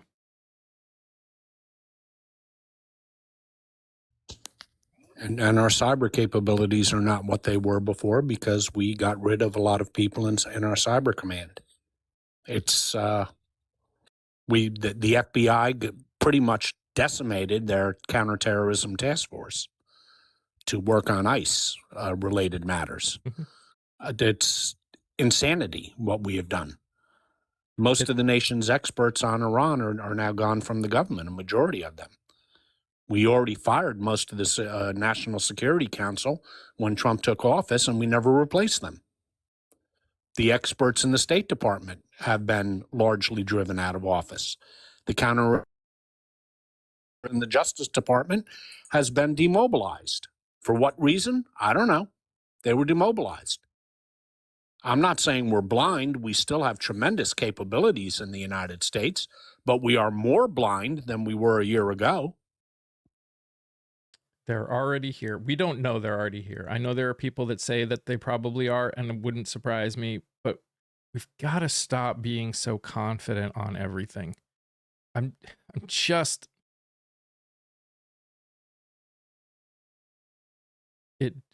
It really pisses me off. And again, you guys can believe what you want, and that's fine. I have no control over what you believe is going to be the case, but there are so many ways that we think we know the future, and we don't. I think more people voted we know more people voted and didn't let theirs get through. They didn't let them through. And it's possible that more, again, there is no question that the Republican Party is going to do everything it can to try and keep people from voting. They've said it. They've said it straight out that anything they can do to keep people from voting for Democrats especially, if they think it will help keep people from voting for Democrat, if they think it will help cause them to win, they will do it. They've said it. So I have no doubt. But in the end, we need to...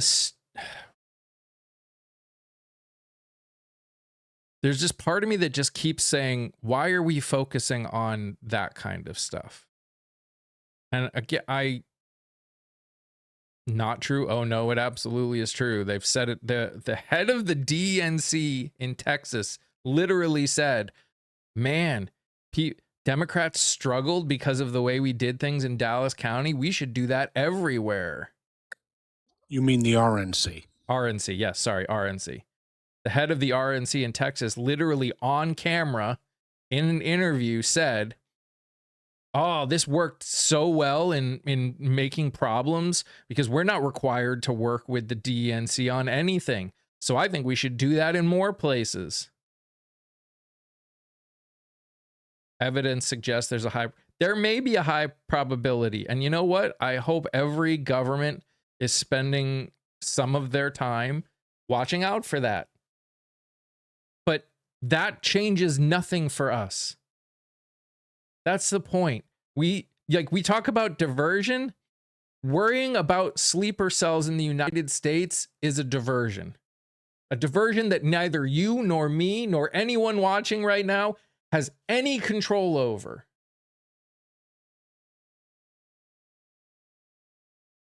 All it does is freak us out. Look, the United States has tremendous capabilities in intelligence, but we have denuded them for no very good reason. We have no, but in the same token, we have no reason to believe that any attack on American soil is imminent. But then again, it usually isn't. We don't have much warning until it actually happens.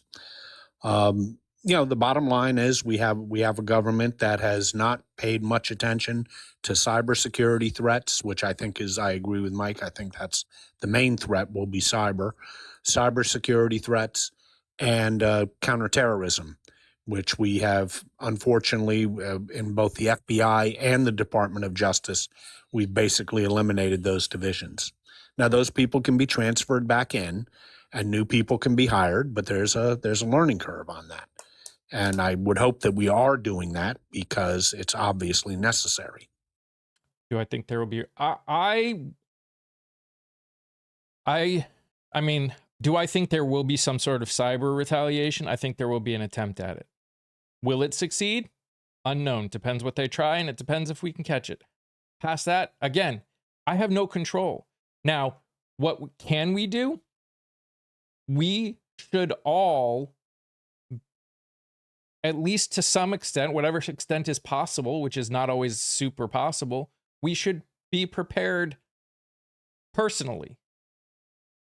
Like, have things prepared just in case, the best that you possibly can. But worrying about it on a day-to-day basis,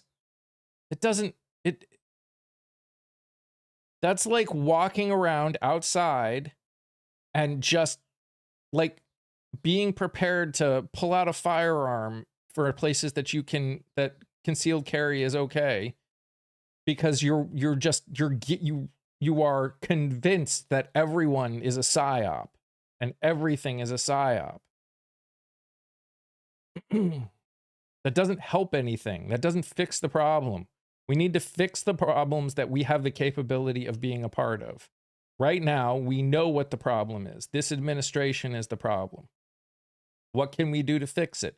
We can have conversations. We can have hard conversations. We can vote. We can work on getting people through the primaries that actually want to fix things. Like I was saying how somewhat frustrating it's been. And again, I don't blame anybody, because again, I understand that everyone is busy. Everyone has other things going on. It's a lot. Falsely. That's a dumb statement. I'm interviewing amazing people in every state that want to fix things, that want to do things the right way, that want to actually make the changes that we say we want. But if they don't make it through the primaries, whether it's in a place where there's not an incumbent or they're trying to replace an incumbent, if they don't get the name recognition and visibility to actually potentially win, then nothing we say is going to change anything.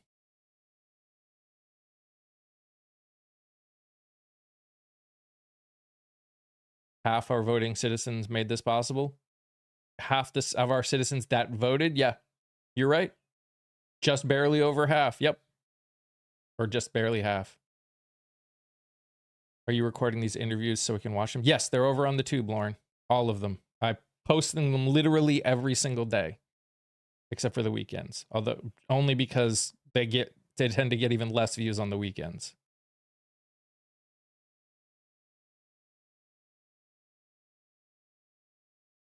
Are we really at a point where people are mad about gas, but not?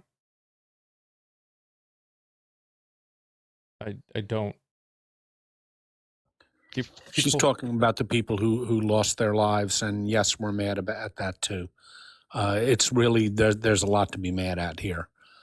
This is causing tremendous economic, political, military, and human dislocation. And again, for what strategic purpose? I just want somebody in the administration to sit down and explain to the American people why we're doing this. Why have we not had an Oval Office address? We have put America at war, and this president hasn't sat before the American people and explained why. He hasn't gone to Congress and explained why. Presidents have brought us to war before, but George Bush, W., had congressional authorization. His father had congressional and UN authorization. Lyndon Johnson had congressional authorization. Harry Truman had United States and United Nations and congressional authorization. This president has none of that. None of that. It's not a diversion, Lori. It's not a diversion. I know that we think it is because we pay attention to the media, but the media is not the country, and it's not a diversion. The media will be diverted by a puppy. All they care about is headlines. The people are not diverted. So, are you saying that maybe they were hoping it would divert us? Sure, I would believe that. I think they'll do anything they can to try and keep our minds off of things. But it is not. We need to stop worrying about what they think, though. Except in the sense of, we know they are going to try and stop us. So let's just not let them stop us. That's all we got to worry about.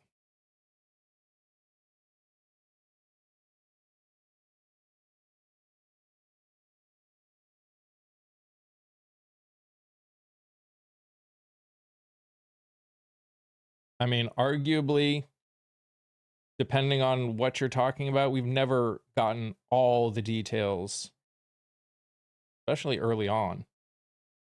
Like, again, you look throughout history, even when media was different, you never got all the details in the beginning. Details always came in later. That's I don't know. For most of the administration, no, it's not. Ender, nope. It's really not.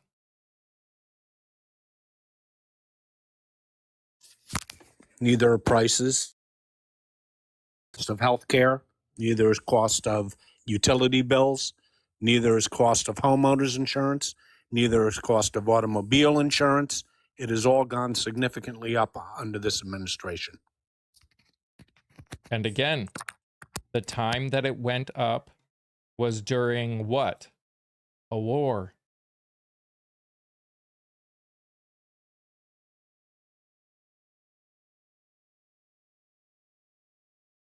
Except that war did not destroy refineries and desalination plants and everything else. Does no one remembers.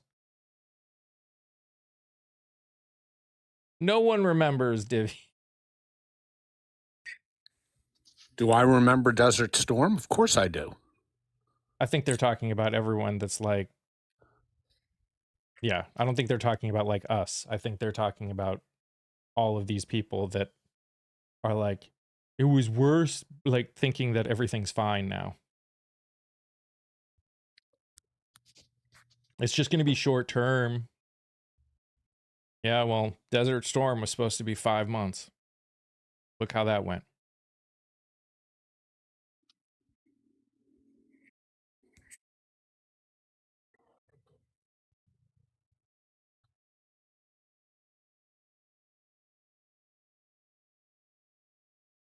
Like, seriously.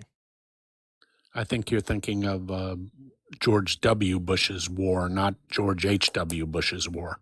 No. Either way, when we went in and we took over,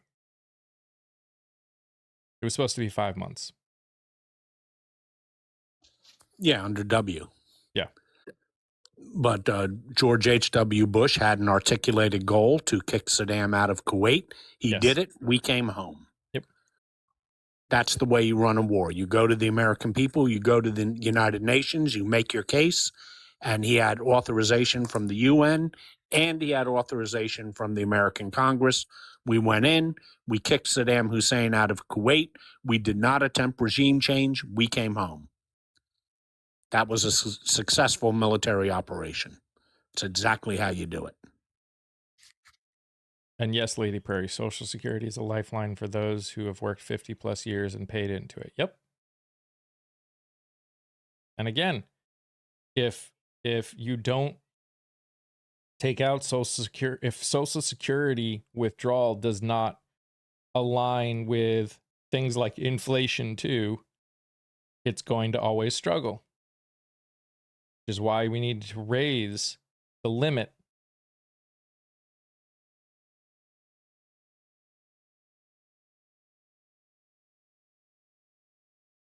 Do we actually think there could be a draft? No. No, there can't. Well, can there? Yes, of course there can. Will there? No. Because it's still a law. It's not, executive order cannot start a draft. Congress would need to pass a law through the House and the Senate to have a draft before the president signs it. And there is no way it would get through the Senate.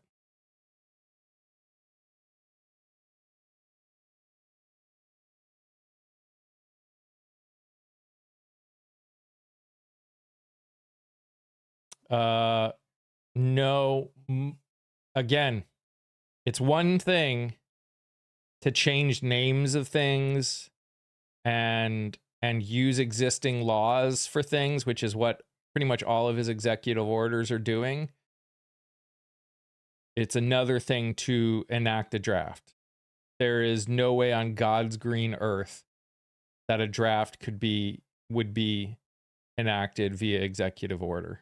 Again, there's a lot of people that like to think that he is straight up ignoring the law. He's not. He's trying to reinterpret and skirt laws that already exist.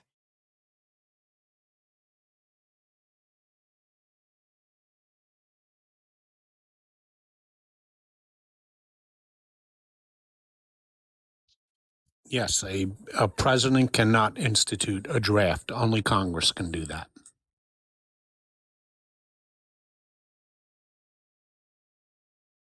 And I can assure you that's not on the table. And something that I think, and again, it's probably because, well, it's because he will try it. I don't think he will try it. That I think we as people forget. I was watching somebody else talk about it. He's passed a lot of executive orders, and he has failed in court on a lot of them. And he's followed the court decisions.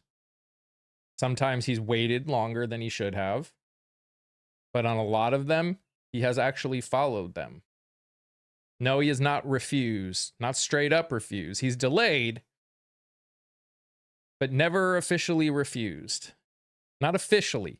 Again, what he says in front of a camera and what they do in real life are not always the same thing, or almost never the same thing.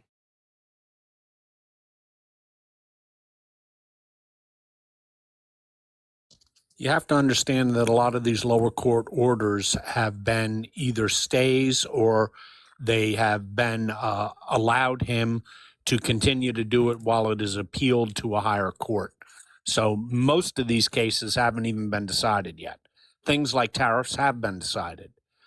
Things like birthright citizenship are on the verge of being decided. The others are still working their way up through the court system. Only Congress can declare war. And what they're doing is what a lot of presidents have done to some degree. which is, do what they can for as long as they can.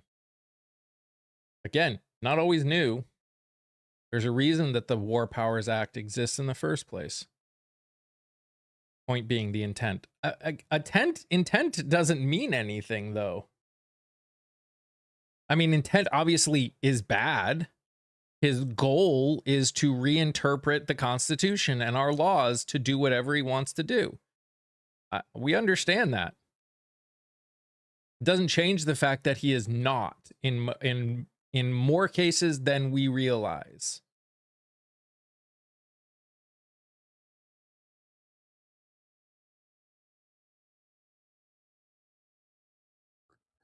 We haven't declared war since World War II. That was the last time that the United States declared war. Obviously, there have been a number of actions taken by the president since then of both parties. But in the instances of like Korea or Vietnam or the first Gulf War or the second Gulf War or the war in Afghanistan, the president has gone before Congress to get authorization. So this president hasn't done that. I want to make it clear. We are at war. No matter what he's calling it, so he doesn't have to be held to task by Congress, we are. What about tariffs? He still implemented more. So again, when it came to the tariffs that got overturned by the Supreme Court were the tariffs that were put in place under IEEPA. Those are the ones that got overturned. He implemented new tariffs based on a different law. It's still based on a law. He didn't just do it. Is he going to? He won't have a choice but to take them off in 150 days unless Congress extends them.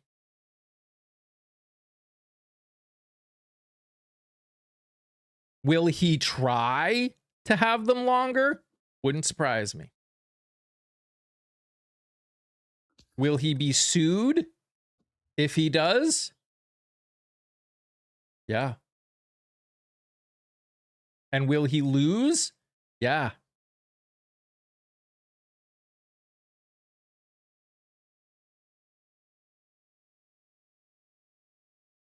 The interesting thing here is these new tariffs that he instituted, and you're quite right, he didn't use the IEEPA.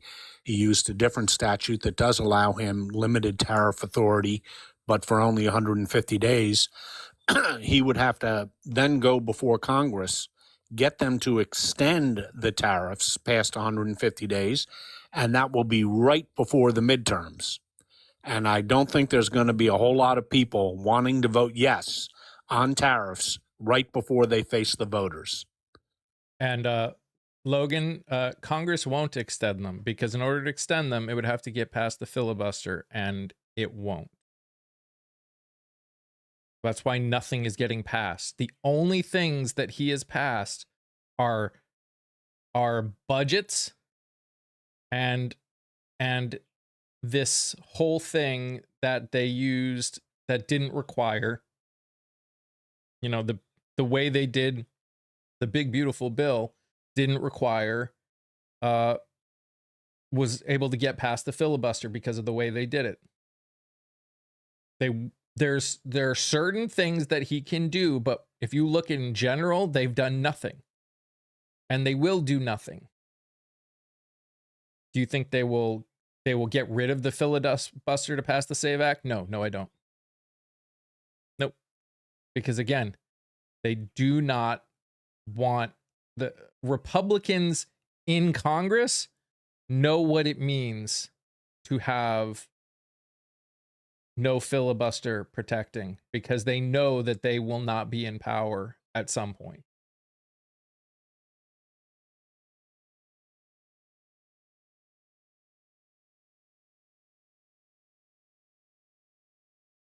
So no, what's his face? Thune has already said that getting rid of the filibuster is not on the table.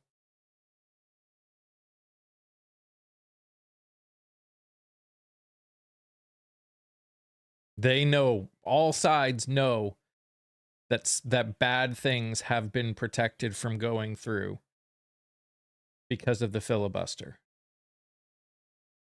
Now, have good things been stopped going through because of the filibuster too? Sure. Yeah. Well, senators know that, as you indicated, senators know that someday they're going to be in the minority, and they want their rights protected. And senators are very jealous of their prerogatives, and that's why I don't think they'll get rid of the filibuster, especially for this. Something that may very well be unconstitutional to begin with. Can you imagine getting rid of the filibuster, having the SAVE Act ruled unconstitutional, which I believe it would be, and then you get rid of the filibuster, you get rid of your protections for nothing. It's all found unconstitutional anyway. Yep. Yeah. And again, it's fine that we talk about these things and we make sure we know. Linda, thank you. You guys are so kind. What's the filibuster? So it requires,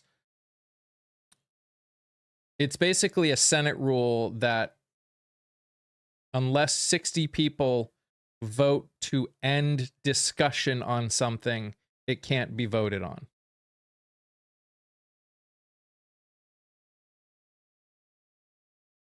All right, man. Good luck. They don't actually. So back in the day, they used to literally have to keep talking. They've gotten rid of that because for good reason. Now it's basically if they can't pass it via like, they basically will try and, if they know they won't get a filibuster proof majority, they'll like try and vote for what it's called when everyone just agrees and one just sits there and says nope. Unanimous consent. The bottom line is the filibuster means you need 60 votes in the Senate. It's majority in the House, 60 votes in the Senate. There are exceptions to the filibuster rule, and that would be the appointment of judges, including the Supreme Court as a simple majority, and passing the budget. Financial matters. And it's not always of passing the budget. It's just, it's well, like the big beautiful bill was right. It was done under what's called what is the word? Resolution? Reconciliation. No. Reconciliation. So it you get to play that card, which they do with financial. You can only do it with financial matters. It's very strict when you can use reconciliation. It has to do with financial matters only. And so you can't use reconciliation, let's say for the SAVE Act, and you only get one pop each year at reconciliation. So they use that for a big budget bill. That's what they'll use it for.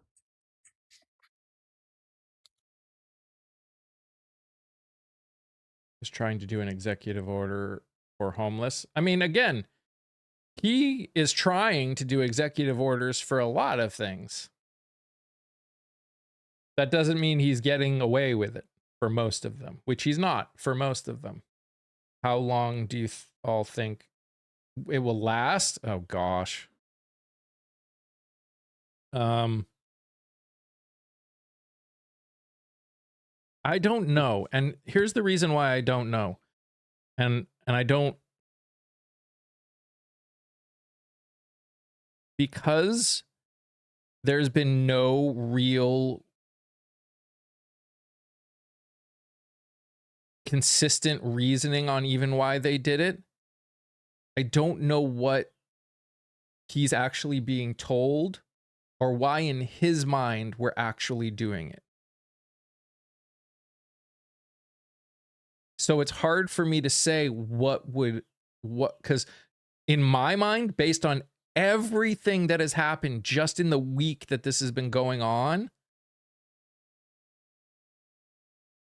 I'm surprised that he hasn't tacoed already. Because in the normal situation, he would have seen the stock market crashing. He would have seen oil going up, two of the things that he cares about the most, and he would have tacoed. But it's not happening now. So I don't know what he is being told that is different, or what he believes or thinks that is different, that is causing him to completely ignore everything that he has cared about up until this point. I think he truly believes that we are on the brink of completely overturning the regime there, even though there's no way that's happening. It's not. I'm just telling you. Anyone that believes it is, it's not. Especially with the realization now that Russia is actually And did you watch? Scott? Did you watch Hegseth's interview on 60 Minutes? That was the most pitiful and disgusting interview I think I have ever seen. No, I'm afraid I missed that treat. Oh my! Was he sober? Maybe, but he's asked about like what's, is this do you think it might go longer?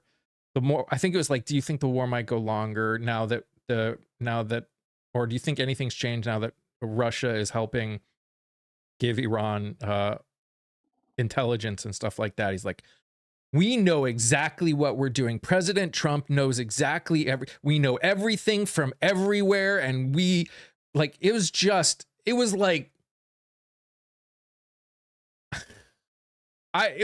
the way a child answers a question. It is amazing that two things have happened. The Chinese, who never do this, have done it now for the first time. When there is a war going on in the world and one of the combatants has war-making materials being shipped out of China, China holds the boat. They won't let him go because they don't want to be seen to be taking sides.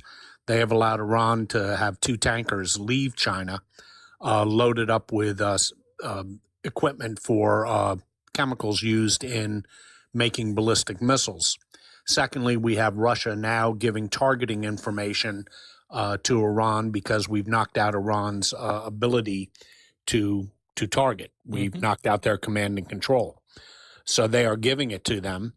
And it is amazing to see Trump saying nothing about that.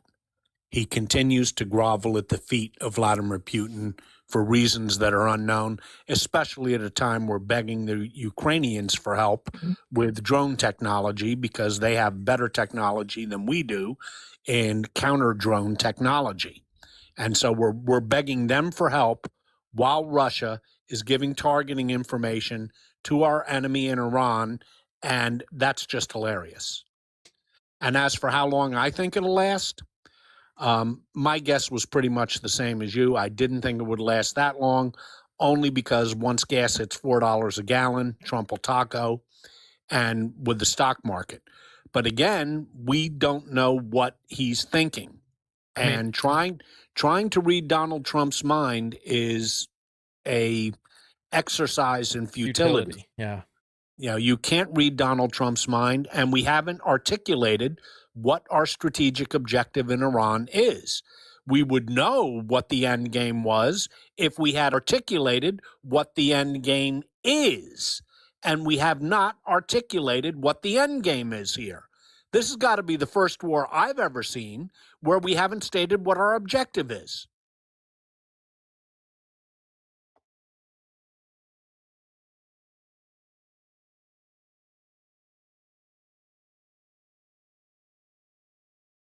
Let's look ahead to the end of the 4 years. I don't want to look ahead to the end of the 4 years. There's too much to worry about right now.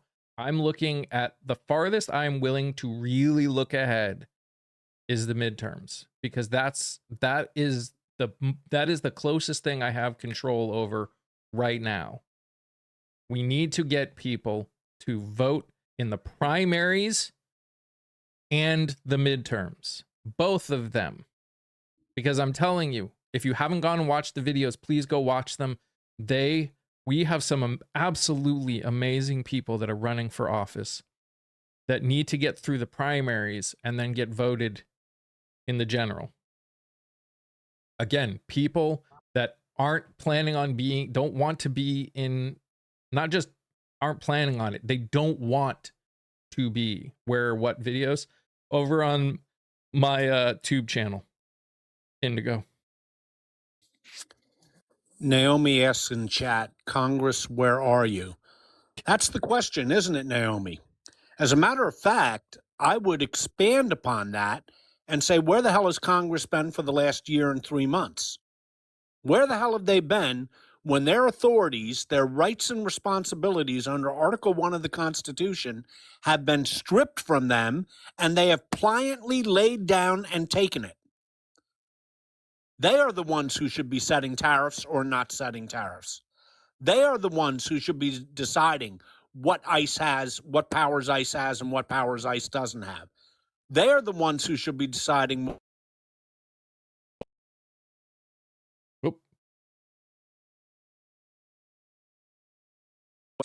And they haven't. I'm sorry, that was a phone call No, coming you're in. good. Bye, Kia.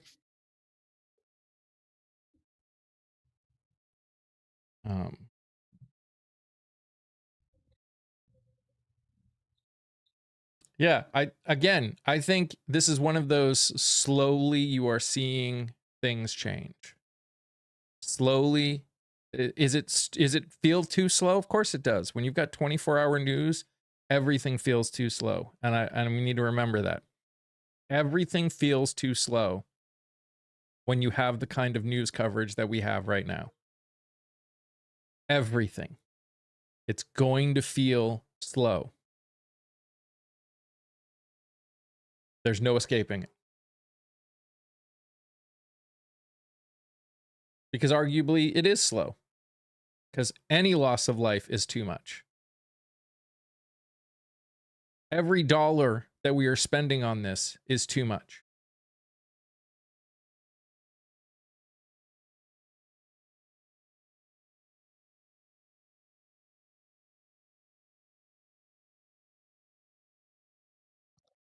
Well, I hear you, Naomi. I wish Congress would say something. I wish Congress would do something. I wish Congress would have said something a long time ago. I wish Congress would have said something about the tariffs. I wish Congress would have said something about ICE.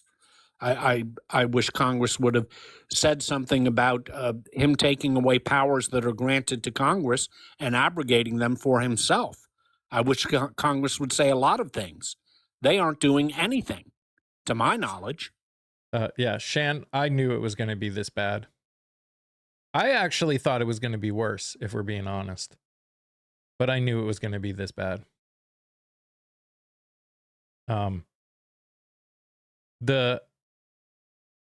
Once the Republican Party tacoed after J6, I knew it was going to be this bad.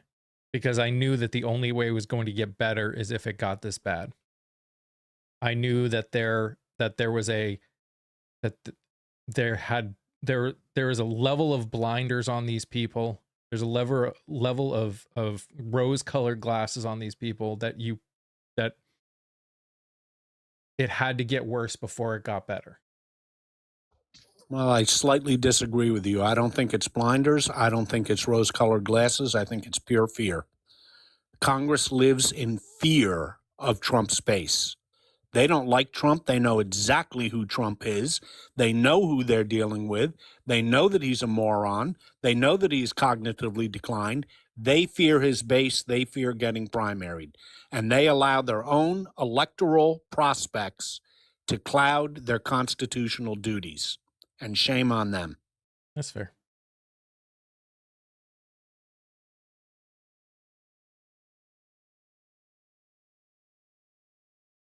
No. You know, you think that Democrats hate Donald Trump?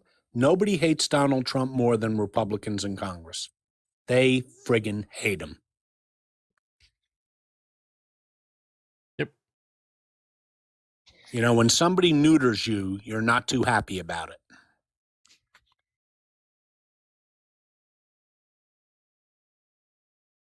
They got to prove it then. So this is what I keep saying. If we want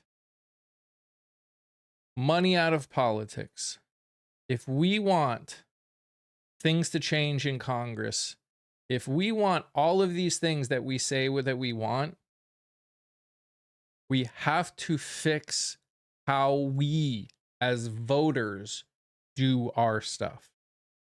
Why are politics, why is money so big in politics? Because we have shown as a voting base, as a society, that we will not, in general, pay attention to anything other than what's on TV, and will not come out and vote in things like primaries. So they know all they have to do is throw money out, and 19 times out of 20, that will win. They'll win. So they know, they've learned that they can lie through their teeth and still hold office after, because people don't pay attention after. They don't care past what they say at the moment they're trying to get their vote. They don't ever get held accountable for what they say, because identity politics has become such a thing that people vote for other people whether or not there's a D, like just because there's a D or an R next to their name, and that's it. They could dislike 99% of what they stand for. They say one thing that they like, and they've got an R next to their name, and that's all that's necessary. That is all that's necessary. So we, as a voting bloc, as a society of voters, need to start showing them that we are going to start paying attention, start holding them accountable, and vote. And not just going back and forth. The back and forth between R and D is also how we got here. Because what it's made Congress not want to do is not fix problems. Not really. Because if they fully fix the problems, what will they have to run on? Right? If the things that they go back and forth on are actually fixed, what can they run on?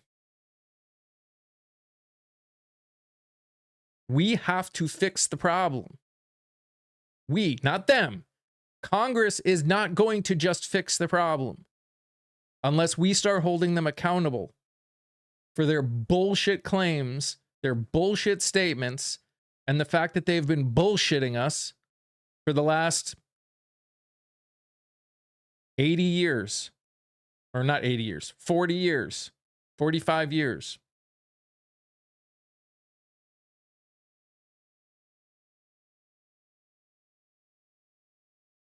You want to fix it? Then let's fix it.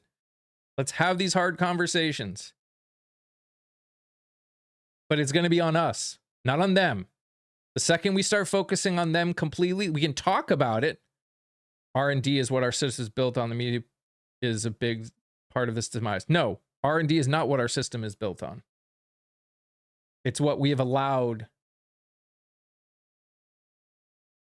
to be. Again, it's us.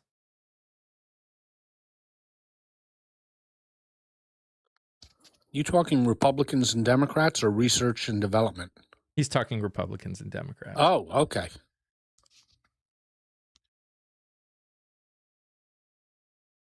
I mean, yes. Is everything about Republicans and Democrats now? Yes. Because that's what we've allowed to be in charge. That's what we've allowed to be.